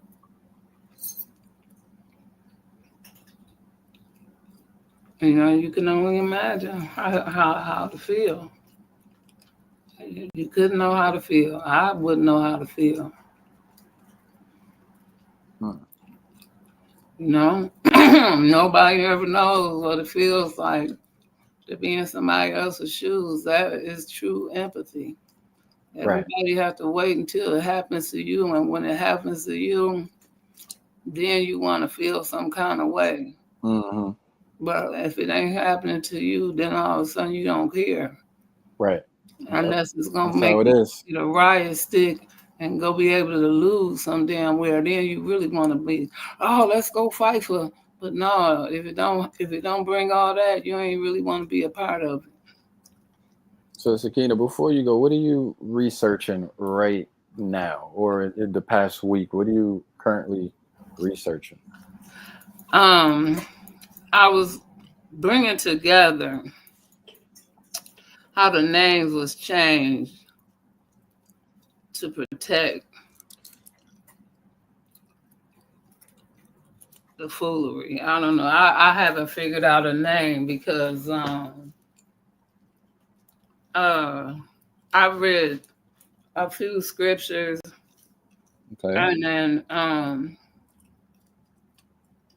I read a lot of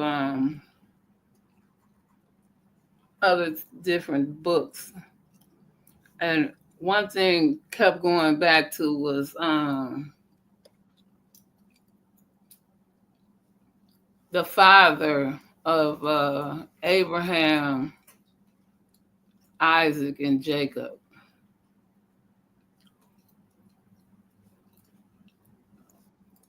But what happened to Adam? And so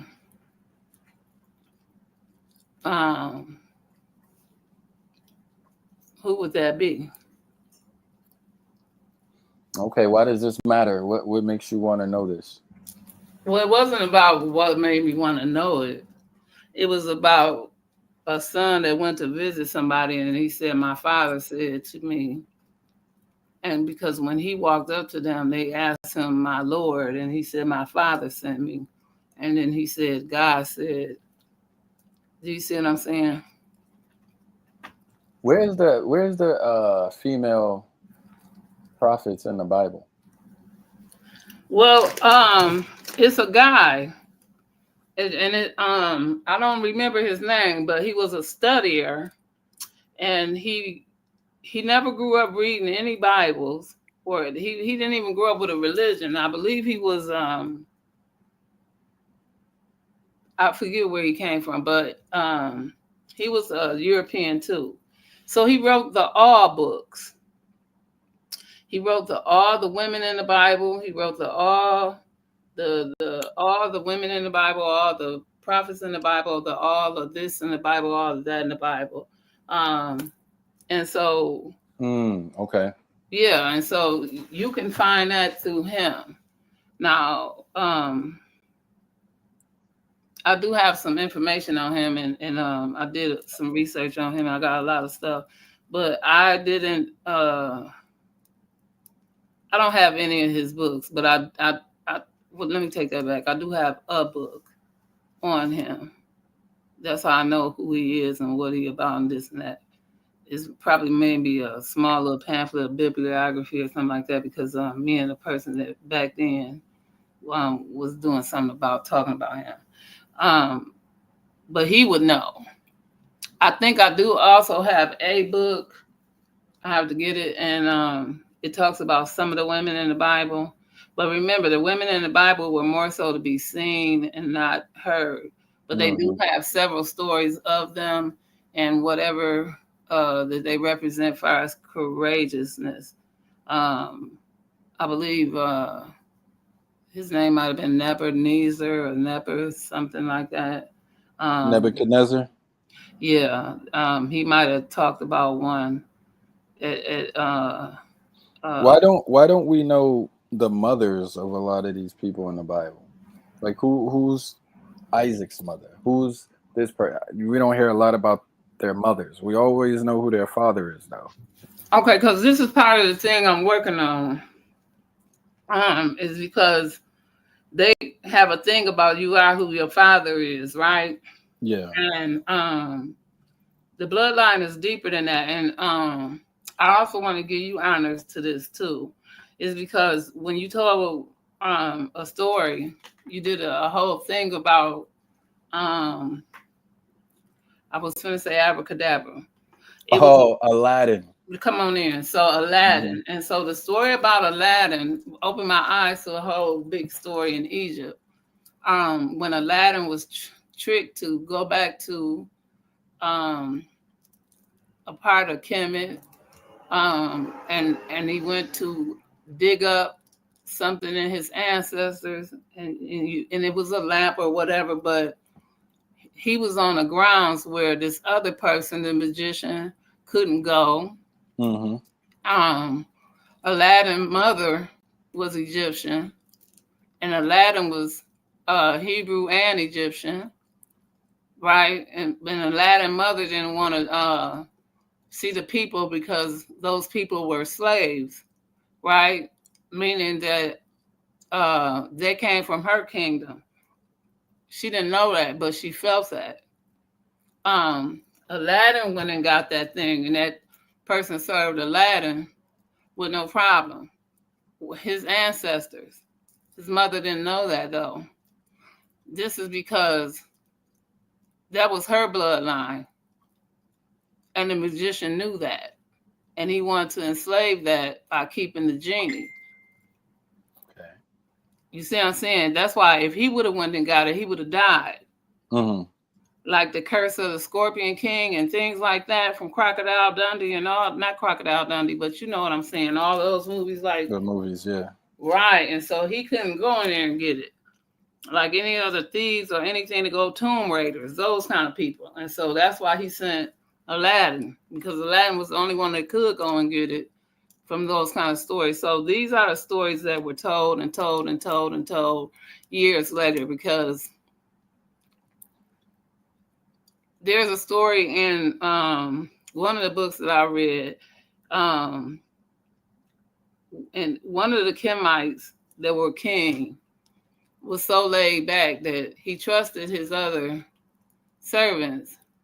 They were Kemet too, but the whole world was going revolving around him, and one of them were, I don't know if it was Consequenway or what have you, but when he went to go see what was going on, so this had to be going on during the Middle Kingdom or toward the New Kingdom, but they went, he was part of the trade, and he was over that part. And so people don't understand that even though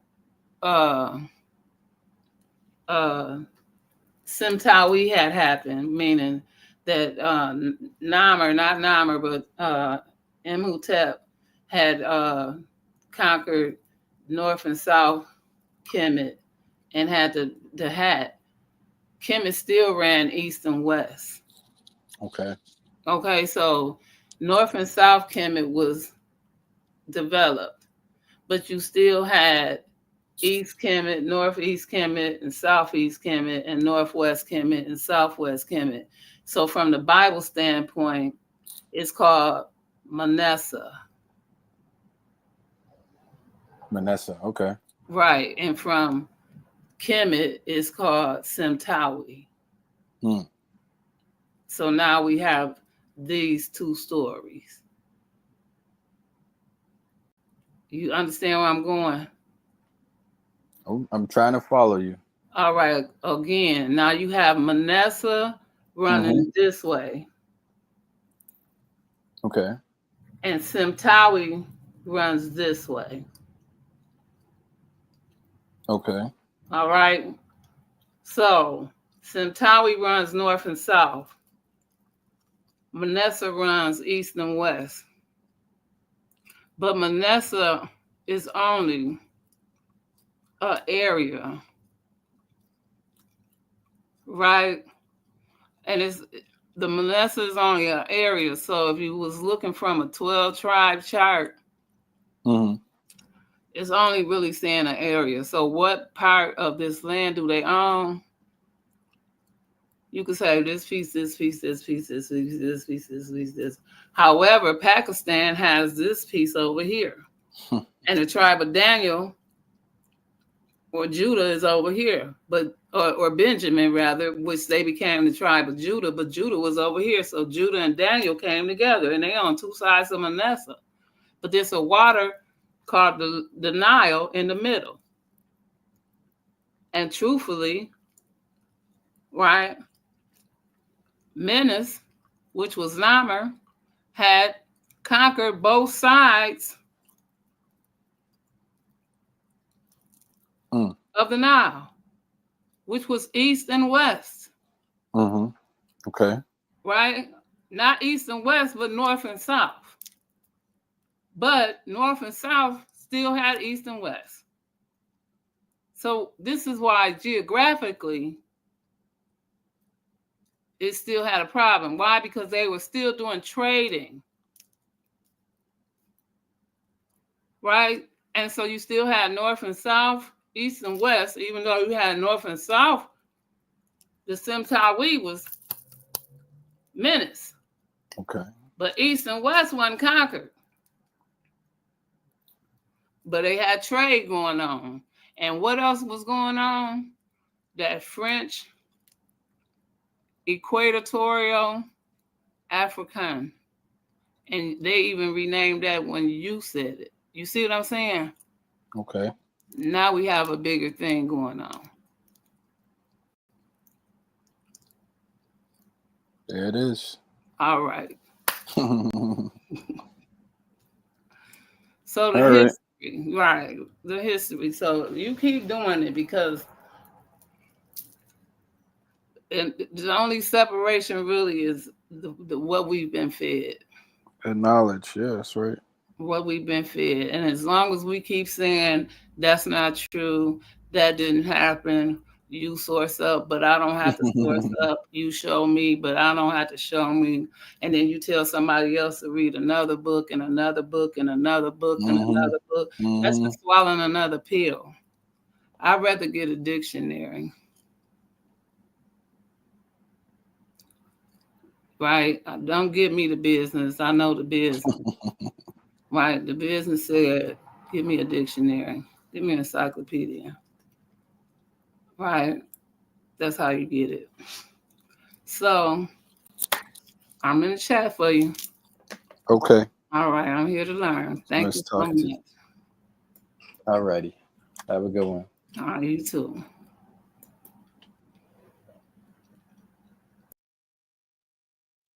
All right. Nice hearing from Sakina Ra. That was the history of New England. I'm going to shut it down. This was the heat wave in Europe. Let me see what they were talking about. Look, he's drinking from the water fountain. Western Europe.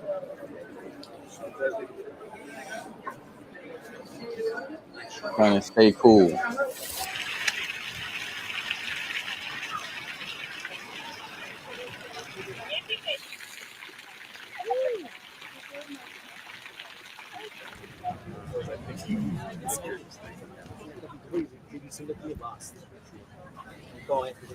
The UK, England. Then you got Portugal.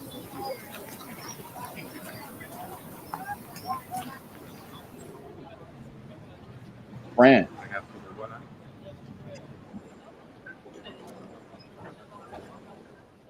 All of Europe was feeling that heat. Spain records the hottest June ever. Let's watch this one. Spain records the hottest June ever. This came out, what, yesterday? 14 hours ago? Now, the heat wave that has gripped large parts of Europe is showing no signs of abating. Health warnings are still in place across many countries. 2 people have died in Italy now as the temperatures continue to soar there. We can just show you again the scene in Rome, the very famous Spanish steps, sweltering there in Rome today. It's set to endure for at least another 10 days, with Italy's health ministry placing 16 cities under its highest heat alert. France as well has red alerts in places across 6 regions, including Paris. There's the Eiffel Tower. Well, the top of it today, it's too hot up there. That has been closed to tourists. And in the last few minutes, Spain's weather service has confirmed the country has had its hottest June ever, with temperatures there expected to remain above 40 degrees for the next couple of days.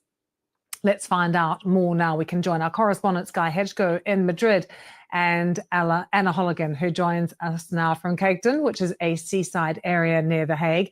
Anna, I'm going to start with you as people swim behind you. I was in the Netherlands last week wearing 5 layers of clothes. I was absolutely freezing. So it is remarkable to see you there on the beach with people swimming. How have the Dutch been dealing with the heat? Here we go. We're going the back to the Dutch. To be here. The temperatures have absolutely soared over the last couple of days. I'm actually speaking to you from, I'm standing in the North Sea, in fact, in Kegden, just on the edge of The Hague. It's relatively quiet here because I'm on the edge of a nudist beach, but I'm just going to spin the camera around in the other direction to show you, as far as the eye can see, parasols. People have escaped the sweltering heat of the city to find some respite here on the beach. And up at the beach bars, they're offering free sun cream. So measures are being taken. A code yellow weather warning is in place for the entire country, code orange in 3 provinces. Garbage collectors and construction workers started work early. A tropical heat plan is in place for schools. So some of them are finishing early. June after ever. school sports activities. Spain records the hottest June ever. Seas have been cancelled or postponed. The annual National Slavery Memorial, Ketty Kotti, was also moved to earlier in the day. So really sweltering temperatures here, around 30, 35, 36 degrees, reaching up to 39 degrees in some parts of the country. So yes, these people behind me here in the North Sea. So they're talking Celsius. So what is 40 degrees? Let me see, 40 in Celsius to Fahrenheit. So that's 104 degrees Fahrenheit in Spain. Whoa, wherever that was. So 39, 40, over 100 degrees, basically. See, they absolutely have the right idea. Guy, I'm sure you're envious that Anna has her feet in the nice cold North Sea there as you swelter in Madrid. Before we come to you with the situation in Spain, I've just had an alert from Portugal. They have also registered their highest June temperature, 46.6 degrees Celsius in Portugal. So the Iberian Peninsula. 46 point what? 46 point something. Let's put 46.5 because I think she said either 4 or 6. Damn. That mean in Portugal it was 115 freaking degrees. 115 degrees.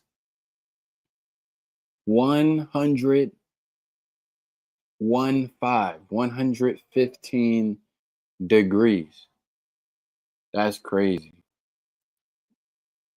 In Spain, I've just had an alert from Portugal. They have also registered their highest June temperature, 46.6 degrees Celsius in Portugal. So the Iberian Peninsula also incredibly hot.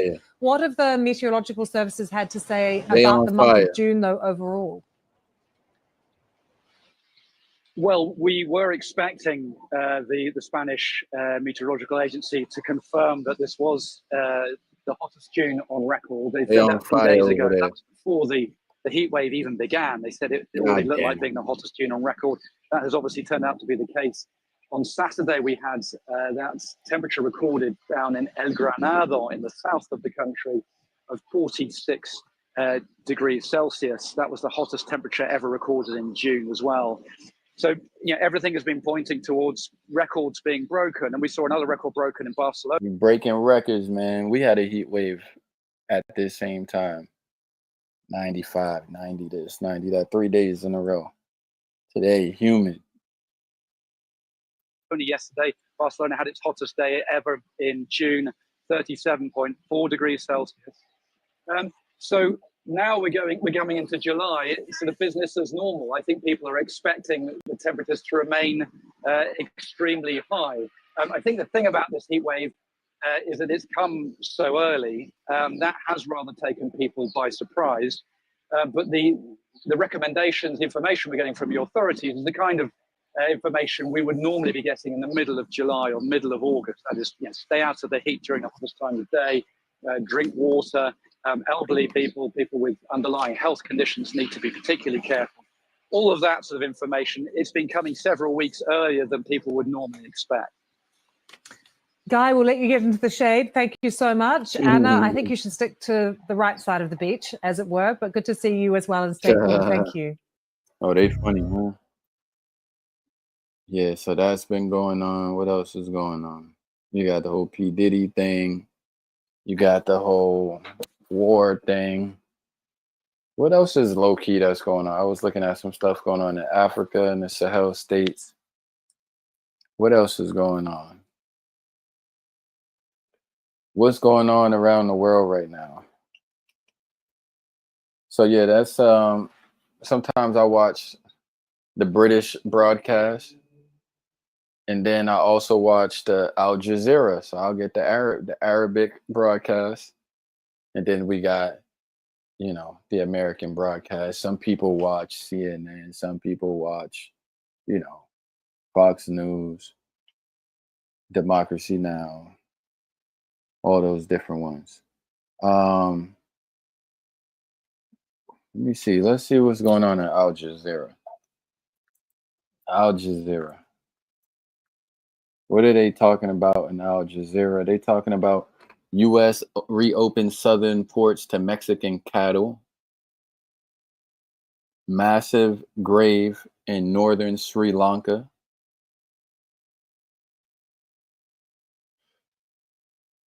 Donald Trump came out. He's beefing with Elon Musk right now. He's beefing with Elon Musk. Iran demands guarantees against U.S. attacks for nuclear talks. The situation in Gaza rapidly deteriorating day by day. Why are people being killed while seeking aid in Gaza? Protesters in New York. You got protests in New York with the whole Gaza situation.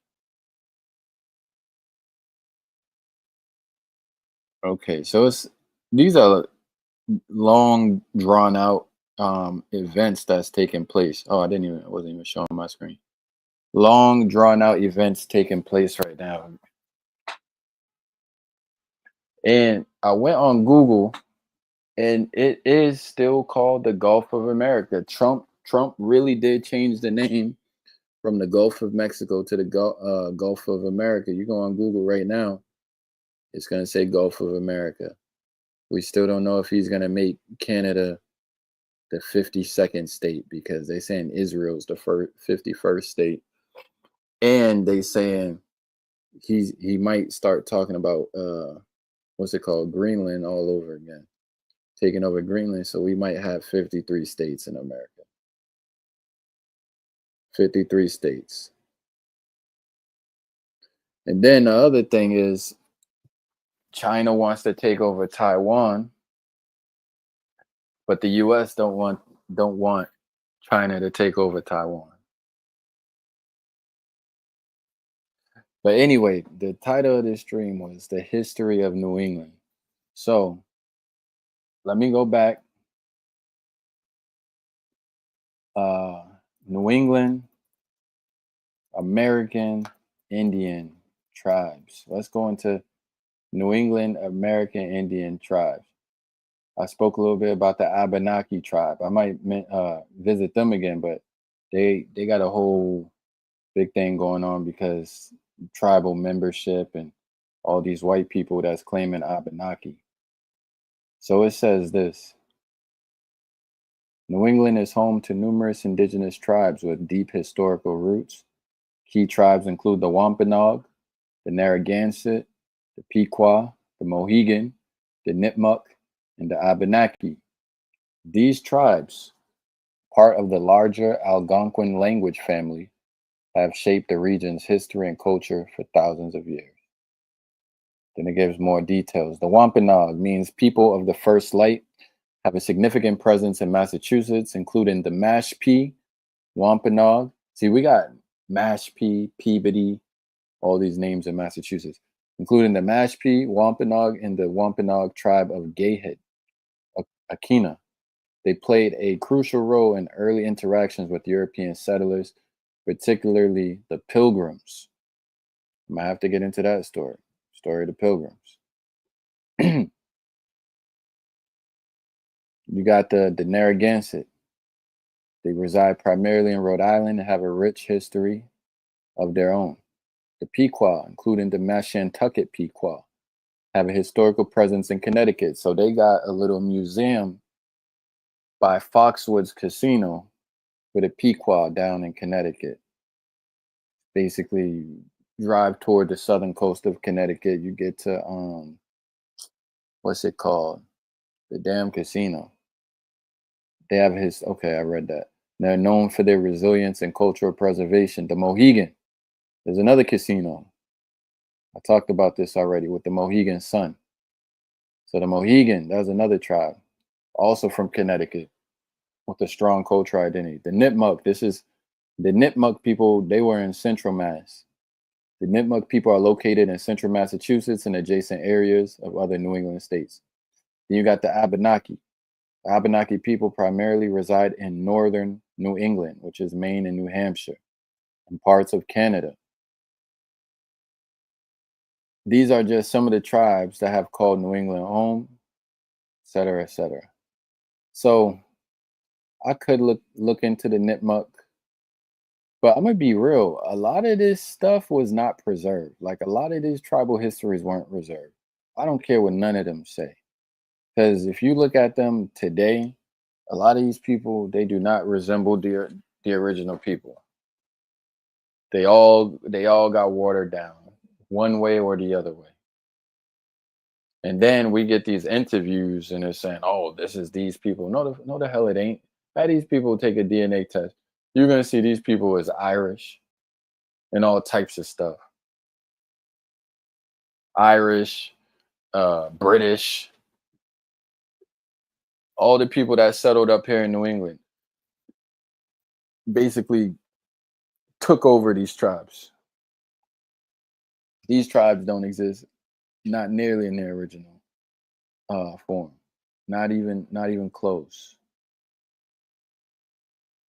So what tribe should I look into? I want to go. Let's do that. Let's do the Abenaki. Abenaki tribe. Abenaki tribe. American Indian history. It's gonna take us up to New Hampshire, Maine.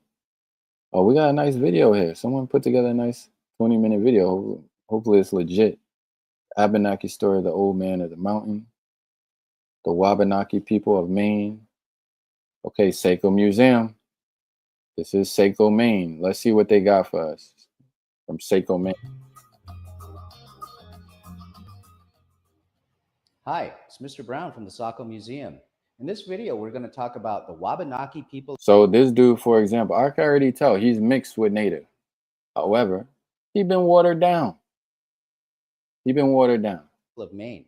As you know, Native Americans have been living here for thousands of years, long before Europeans arrived in America.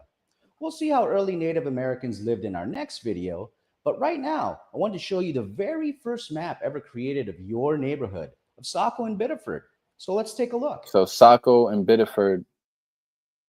Let me see. Saco. There's a Saco River. And then Saco is also, or Saco. I'm going to get a map. Is right across from Biddeford. Saco and Biddeford. Map. So we can see where he's talking about. So it looks like they literally right across from each other. Oh man, let me see. Map of Saco. Oh, these maps are terrible. He's gonna show a damn map anyway. Let me let him show the map. Oh, the audio got disconnected. Okay. Try this again.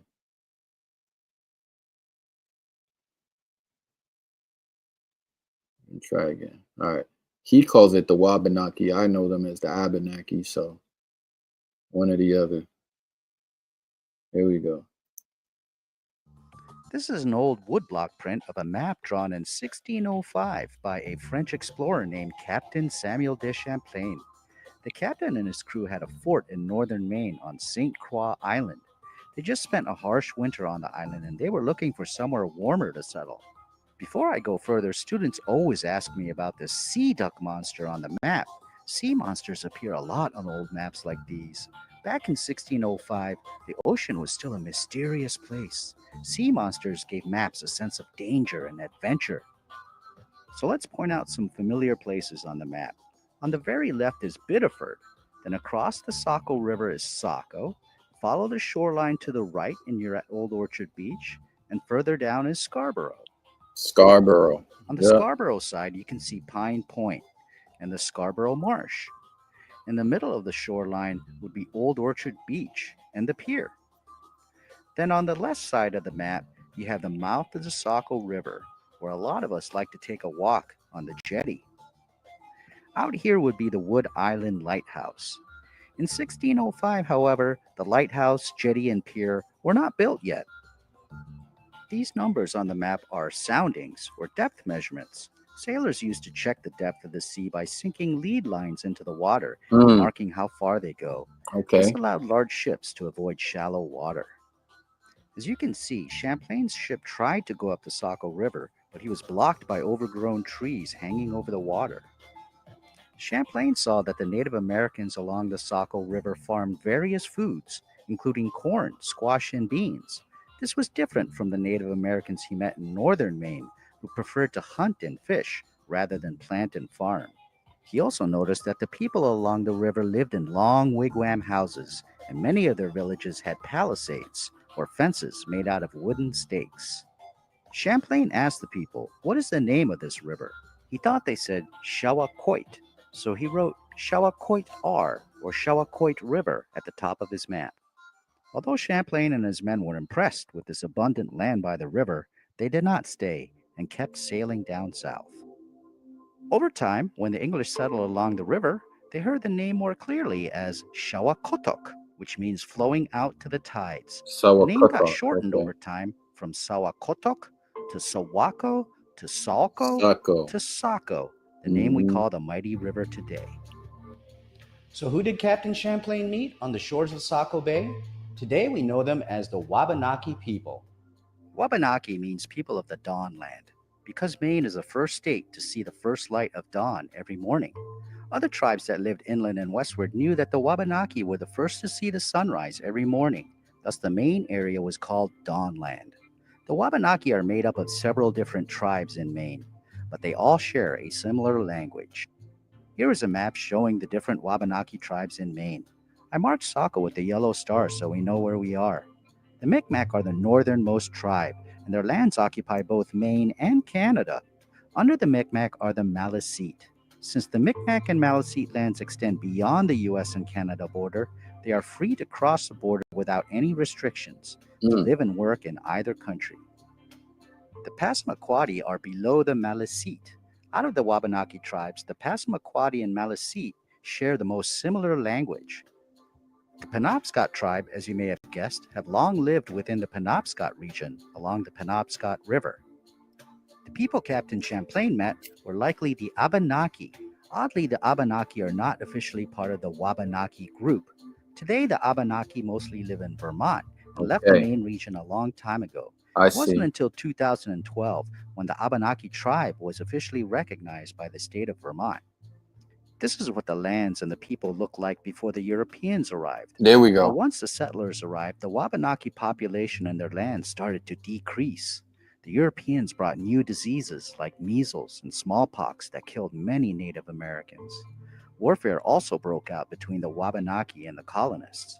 By the 1700s through the 1800s, the Wabanaki lost many lives and almost all their lands. Today, many Wabanaki people live on federally recognized tribal lands called reservations. Almost all the reservations are in the northern half of Maine today. Unfortunately, over the centuries, Wabanaki communities were mostly pushed out of southern Maine. And mixed with white In the people. 1970 U.S. Census, about 2,000 people in Maine identified as Native American. By 1990, almost 5,000 people There identified we as go. Native American. There we in Maine. go. Today, more than 8,500 people call themselves Native American, and that number keeps growing in Maine.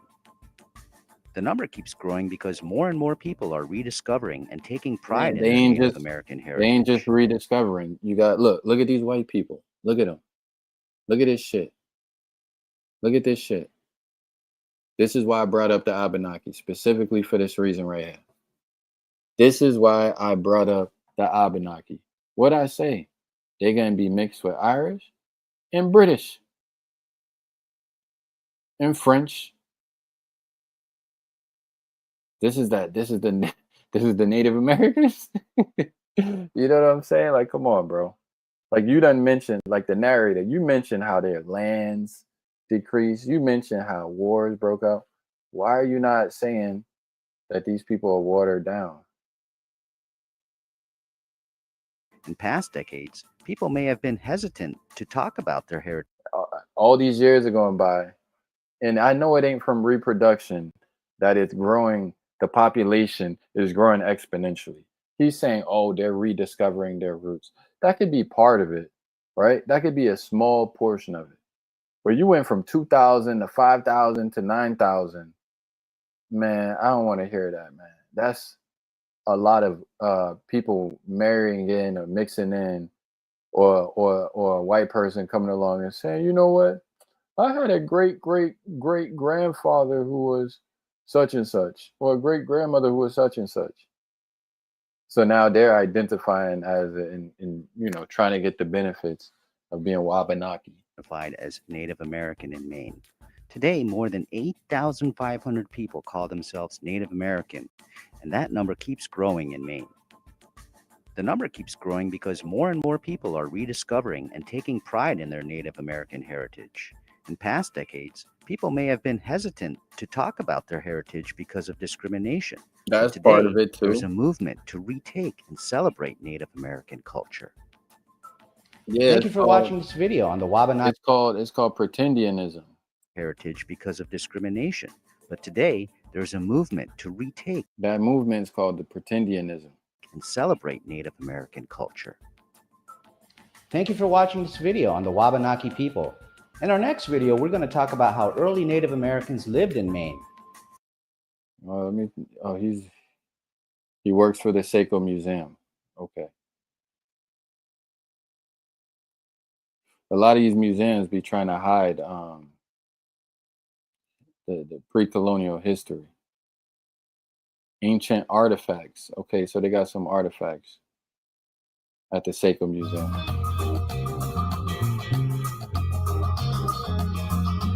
Hello again, it's Mr. Brown from the Saco Museum. In this video, we're going to talk about how early Native Americans lived here in Maine. We're also going to take a look at some old stone tools that we have here at the museum. But first, let's talk about the first people that arrived here in America tens of thousands of years ago. Ideas keep changing about how early people crossed over into America, but currently evidence points to a land bridge that once existed between the continents of Asia and America that joined at Siberia and Alaska about 20 to 30,000 years ago. Humans likely followed migration patterns of the large animals they hunted and crossed into North America. For a long time, we imagined people crossing by land, but now experts believe that early people also used boats to travel even faster by sea along the coast and reach faraway places like South America. Large animals like the woolly mammoth also roamed the area of Maine. In 1959, the tusk and bones of a young female mammoth was also discovered in Scarborough, Maine. Carbon dating tests at a lab suggest it lived about 12,000 years ago. Another large animal that would have been living in Maine would be the mastodon. The mastodon's slightly smaller than the mammoth, and they prefer warmer climates, but still a very large animal. Here we have a mastodon tooth, or a mastodon molar, here at the museum. It's about, I would say, anywhere from 8 to 10,000 years old. I mean, look at the size of this thing. It's almost the size of my head. And this is just one tooth, right? And it has these kind of ridges on their teeth because they used to eat wood. They used to eat trees, entire trees, and these sharp teeth would smash the trees so they can digest it. A lot of these teeth, tusks, That's crazy. These mastodon niggas, bones are often these niggas was eating trees. Damn. found off the coast of Maine, off of George's Banks. A lot of fishermen would dredge up bones while they're fishing and find these things in their nets, right?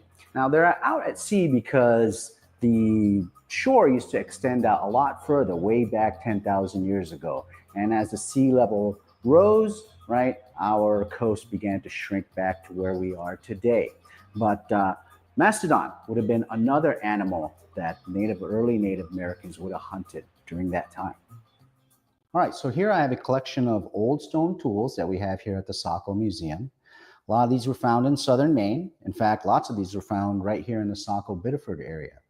And these were found while people were digging their property, for example, to build a house or a barn, and they were clearing the land and making a foundation and start pulling things like this out of the ground or finding things like this in the ground. So there's lots of evidence in this area that entire communities lived here for thousands and thousands of years. So let's take a look at some of these stone tools. Here we have a collection of spearheads and arrowheads, or we call them points. These all are missing the stick part, obviously. Mhm. The stick part rotted away a long time ago, thousands of years ago, and the hard rock part remains. Now, of course, these points would have had a stick attached to them, and they would have been let's talk about Maine a little bit. Let me see what I know about Maine, what I could tell you guys about Maine. Maine is the northernmost eastern state in the United States. I almost want to say it's the northernmost state in all of the United States, but it's close with Washington on the other side. But I think Maine actually extends further up north than Washington state. Let's look at Maine. Maine. So Maine is one of the 6 states of that comprise New England. I've been there maybe a couple times in my life. Really not too many reasons to go up there. People in Massachusetts go to New Hampshire more than any other state, northern state, I should say, northern state. Because New Hampshire is sales tax free. You know, it's the slogan is land of the free. That's the state slogan, something like that. Land of the free. When you go there, you don't got to wear no helmets. Basically, it's like it's one of those states that almost seems like a southern state, even though it's in the north. In the sense that a lot of the ideals are not very, what we would call like liberal. Maybe that's not even the right word. But basically, like New Hampshire's like no sales tax. You ain't got to wear helmets and shit like that. When you go there, the air is fresh for the most part. There's a bunch of nature. And it's not even expensive. It's relatively cheap. Probably might be one of the cheapest state in all of New England is New Hampshire. But Maine, let me get the map up actually. So I didn't really even talk about where it's at. Like they talking about the Abenaki here again, the Abenaki Nation. So where's the map? To me, it looks like Maine is the northernmost state. If we look at this, all the way up here, you got Massachusetts right here. This is New Hampshire. All the way up at the top is Maine. Next to New Hampshire is Vermont. Next to Vermont is upstate New York, which borders Massachusetts, Connecticut, and Vermont. Then the final 2 states in New England would be Connecticut and Rhode Island, underneath Massachusetts. A lot of the Narragansett and the Wampanoag people, you're going to find them south of Massachusetts. The Abenaki, north of Massachusetts. The Pequot tribe, central Massachusetts. I got to look into the Western Mass. Western Mass, upstate New York. I know, what's it called? I forgot. I got to look into upstate New York again, but there's the popular tribe over there. So we go back here. Actually, we ain't going to talk too much about Maine. It's really a boring place. We ain't going to talk too much about Maine.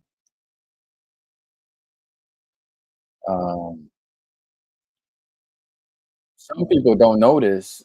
Maine has a substantial Somali population. They get a lot of not refugees. I forget the word, but it's like a sanctuary state for Somali people. I guess you can call them refugees, like from during the war times. So there's a lot of Somalis that's settled in Maine. In it, and then you can insert the point into the notch, and then you wrap it around with some kind of natural material. Back then it would have been vine or animal sinew, right?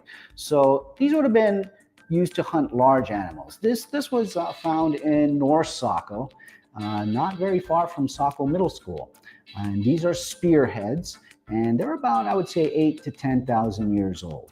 Right? And these would have been used to hunt large animals back then: mammoths, mastodon, saber-toothed tiger, right? So this is about 8,000 to 10,000 years ago, whereas these down here would have been about 4,000 to 5,000 years ago. And this is a new technology, bow and arrow, right? Now you have bow and arrow technology. You can have some distance between you and the animal. You can approach the animal quietly, and over time, The bow and arrow heads also get smaller, right? So these are about 3,000 to 2,000 years ago when people were hunting forest animals, because Maine about 2,000 to 3,000 years ago became very forested, right? Lots of trees grew on Maine, and Maine became very much like it is today, right? It has forest trees everywhere. And so people started hunting forest animals like deer, rabbits, birds.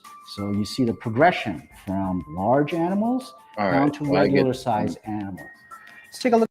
So that's a little bit on Maine, the Abenaki or the Wabanaki people. Let me see, what's the tribes of upstate New York? Oh, the Seneca. That's what I'm thinking of. Haudenosaunee, Iroquois, and okay, Onondaga, Cayuga, Seneca, Oneida, Mohawk. Okay, so that's upstate New York area. Let me see Western Massachusetts.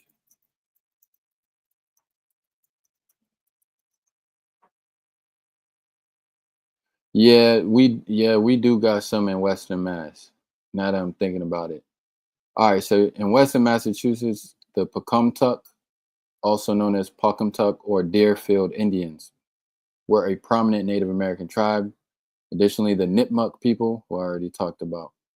So they only brought up the Pocumtuck. So I'm gonna have to look into the Pocumtuck people.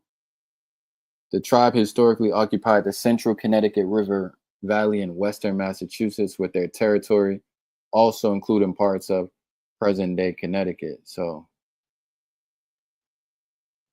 we're gonna go into the Pocumtuck people as well. Let's see, let me put this down. Let me look into the Pocumtuck people.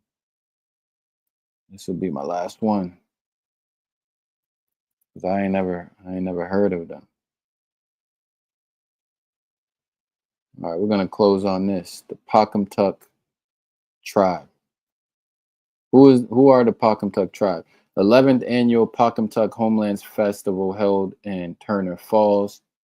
So they got a festival. Native American History of Massachusetts, episode 1. Okay. Pocumtucks of Agawam. There we go. This is what I want to see right here. Okay, Pocumtucks of Agawam. There we go. Calafia Barista Blends. Irresistibly good. Perfectly frothy.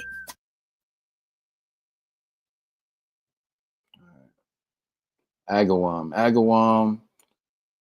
And damn, what's that other place in Western Mass? All right, here we go.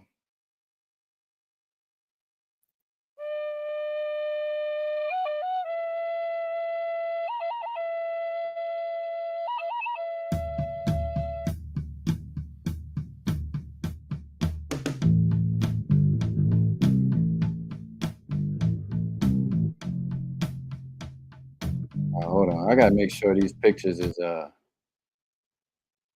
are these pictures really Agawam? These look like some Navajo Sioux Fall Indians. There ain't no way this is Agawam.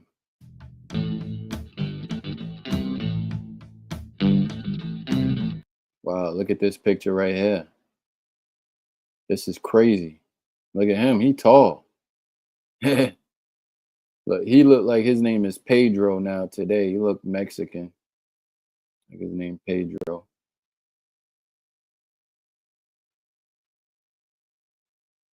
That's an interesting picture.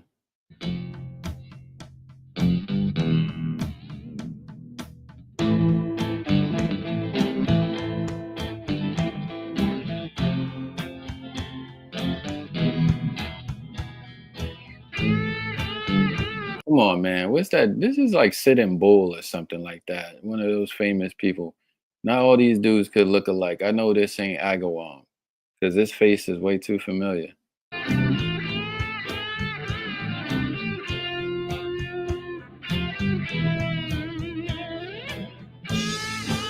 All right, it's just a random person on YouTube that put together a slideshow. Yeah, see, this is like the Midwest because it's too flat. Like you got the flatlands and then the mountains in the back. This is not Massachusetts. Like Western Mass does have mountains, but the land wouldn't be like this. Hold on, man. I gotta find out who these people are. Hold on. Hold up. You know what? Or I could do it like this, see where he got this picture from. All right, we're gonna find out where this picture's from. We're gonna scan the picture and see if these are really Agawam people, Pocumtuck people.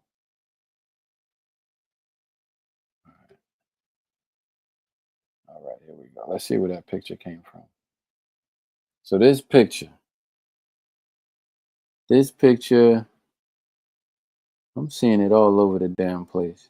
It ain't even saying, I'm seeing Montana as one of the, yeah, they saying this is Montana. So I gotta, yeah, I don't trust those pictures as being the Agawam people. They saying this is Montana in my Google search. So let me see if I could find Pocumtuck Indians, old photos. All right, here we go. So some of them are, because I remember seeing this guy. So some of them are. Okay. So maybe his slideshow wasn't that bad. OPB. Oh, this is Oregon. Okay, you know what it is? Maybe the Pocumtucks are from Oregon. And maybe Agawam. Agawam's in Massachusetts, though. Hold on, let me see. Agawam Indians. Old photos. Maybe the Pocumtuck name is what's bringing up Oregon. So those pictures look like they were from Oregon. That is not Western Mass. And as I suspected, you know, I'm not seeing any images of the Agawam Indian. So they might not even, I'm gonna have to do a deep dive to actually find out who they were.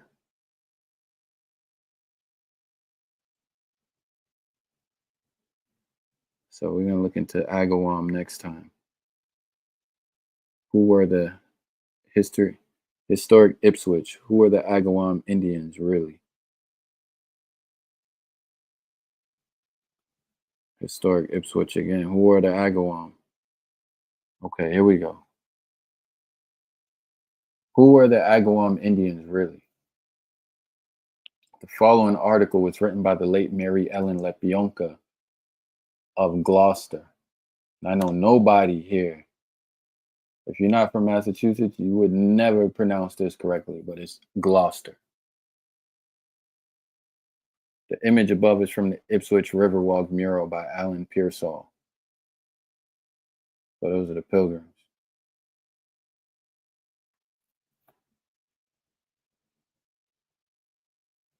First Masconomet or Masconomo was a Pawtucket. Damn, I forgot about Pawtucket. So Pawtucket is in what's it called? Pawtucket's in Rhode Island.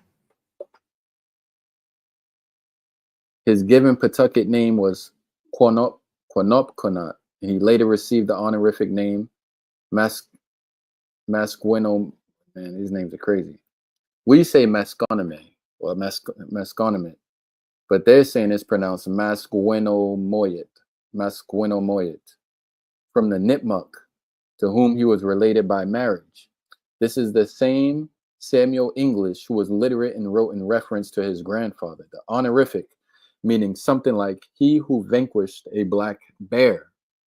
It is spelled in many ways and corrupted in English to Masconomet or Masconomo.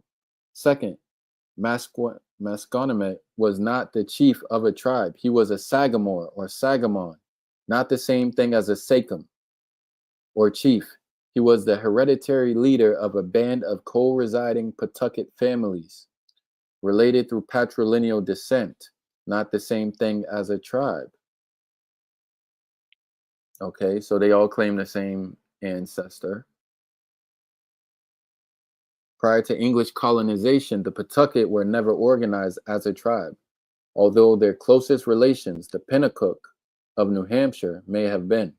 Thus, before the English applied European political concepts to the Native Americans, they encountered Agawam was never the name of any tribe. Oh, Agawam was never the name of any tribe. Okay. Okay. So it was never the name of a tribe. So this is Maskoname or Masquenomoyet, the Sagamore of Agawam. But they're saying Agawam was never a tribe. And Sagamore is just, what did they say Sagamore was? What is that Sagamore word? Damn, no. Oh, right here. He was a Sagamore.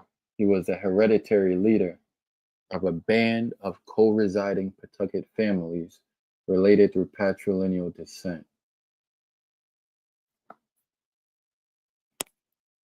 Third, Masquenomoyet and his people did not occupy a sovereign territory. Their main village was Wamisit in Lowell. Okay, so Lowell is northern Massachusetts. And until the last 500 years or so, they migrated seasonally between Wamisit and villages on the Essex County coast from Newburyport to Salem. So these people, they're northern Massachusetts people, northeastern Massachusetts people. Those villages included Agawam, which was indeed their name for their village and its river, and not an Anglicization. Its correct translation is Aga, which means beyond or the other side of, and Wam, the marsh. So other side of the marsh or beyond the marsh. Old accounts and maps contain diverse spellings of the name, which was misattributed to the people in a territory rather than just a village, along with its river and planting areas. For prior to European contact, the Pawtucket were farmers as well as hunters, fishers, and gatherers. Okay, so now we got a map of the northern Massachusetts and New Hampshire. So Nashua, Pentucket. Oh, Pentucket's over here. Agawam. See, I always thought Agawam was in, I don't know why I was thinking Agawam's in Western Mass. Agawam's in northeastern. I don't recognize none of these names other than Agawam. That's the only one. So these are all the northern Massachusetts families, tribes. The other principal Pawtucket villages included Quaswakequin, however you say that, Quaswakequin on the north, written as Quascaquin or whatever, later called Newbury. Okay, I know Newbury. In Nahumkiak, written as Naumkeag, later Salem and Beverly on the south. Quascaquin means best or perfect place for planting corn. So when you go to like the north, like north of Boston, what can I tell you about up there? What is it like up there? I know what the people are like, but I'm trying to think of like the geography. Now I know there's a place called like Swampscott, swampy place. They're coastal people, so they're right next to the water. You got the beaches and whatnot over there. So I guess that could describe it. The what's it called? The land, I forget the right word for it. Flat, very flat, not hilly, not mountainous. Yeah, that's all I could think of right now on that topic. Okay. And does not in any way refer to a waterfall on the Parker River as local histories all claim. Naumkeag, which means where there are eels or at the eel fishery or place of eel abundance, does not mean fishing place or refer to quiet waters. Other villages were located on the Anisquam River and Chabaco Lake.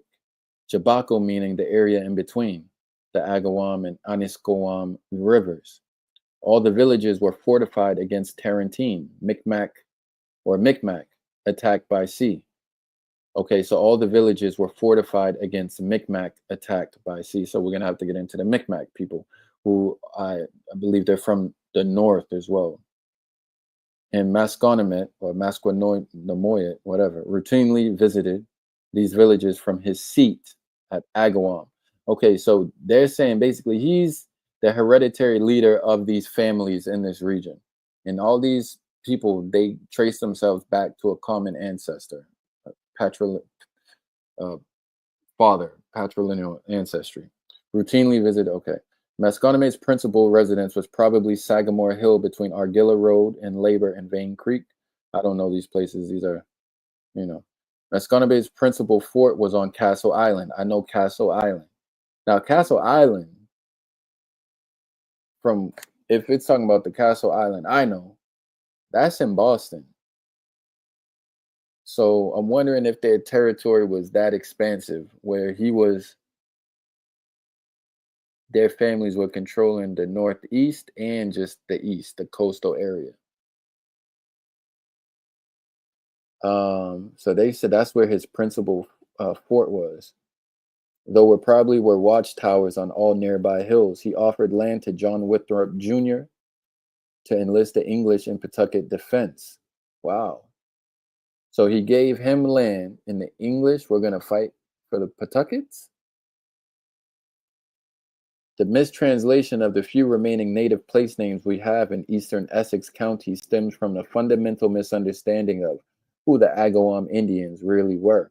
They were not Massachusetts or Narragansett and did not speak a dialect of either language.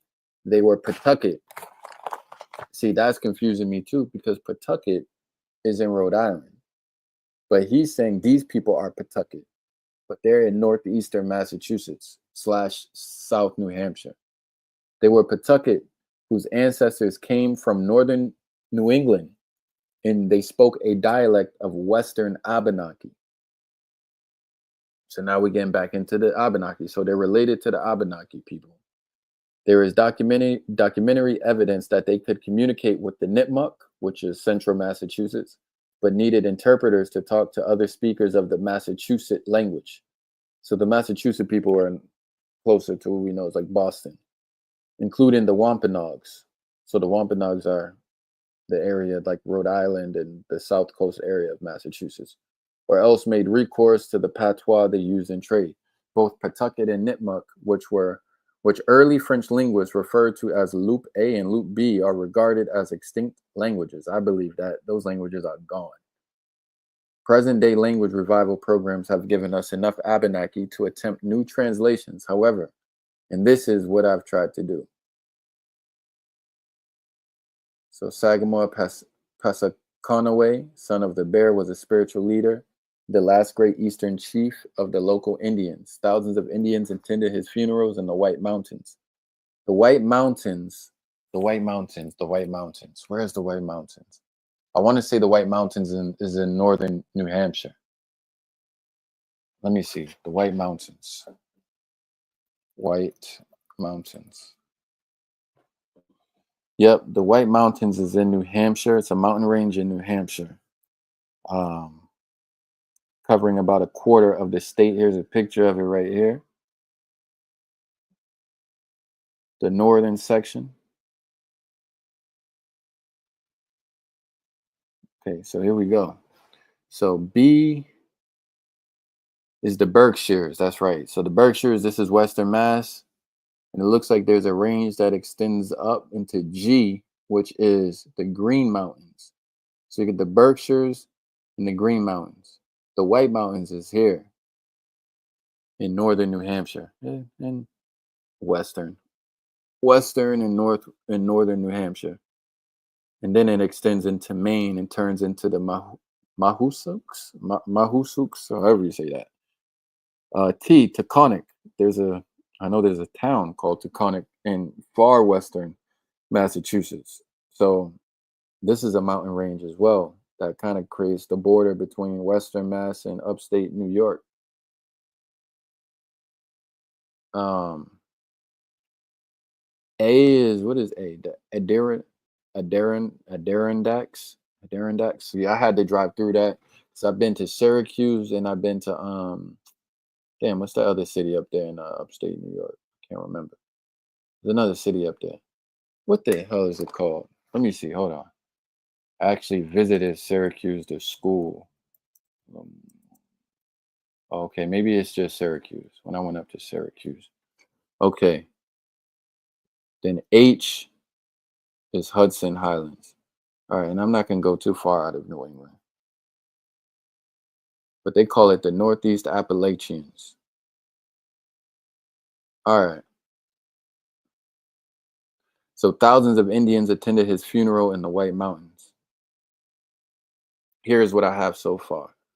So he's doing all these translations, what Agawam means, what Neomkeg means, etc., etc. Okay.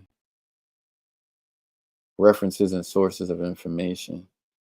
Land Too Good for Indians, Northern Indian Removal, New Directions in Native American Studies series. Okay.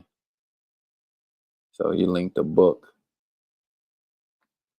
All right, let me see if I got anything else. So that was the Abenaki. It brought up the Nipmuc. It brought up all these other tribes that we're learning about. It brought up some of the, what's it called, man? I got a scholastic term for landscape. What's the word I'm looking for? Geomorphology, landscape ecology. Maybe I am thinking of landscape. Yeah, maybe I'm thinking of the landscape. So we talked about the landscape as well. All right, I think I got everything I wanted to get into. Brought up the Agawam, who are the Agawam people, Abenaki people, etc., etc., etc., etc., etc. All right. So that's some New England history. We went to New England, to Europe, all over the place, making the connection between the place names and whatnot. Traces back to Europe, New York, Jorvik, New England, Anglia, New Belgica, Belgium. Came here, wanted to extend their homelands in a new land. All right, so I'm gonna wind this down. Appreciate y'all for watching. Probably be back, do another live tomorrow, maybe. Who knows?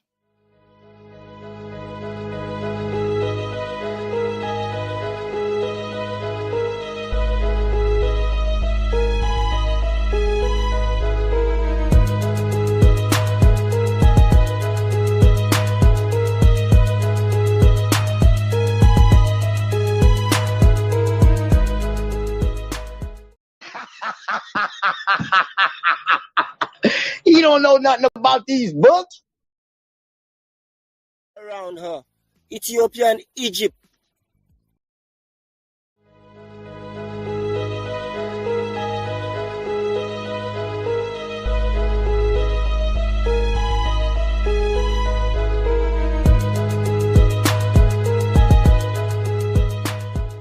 President over there say he apologized for selling us for fucking umbrellas.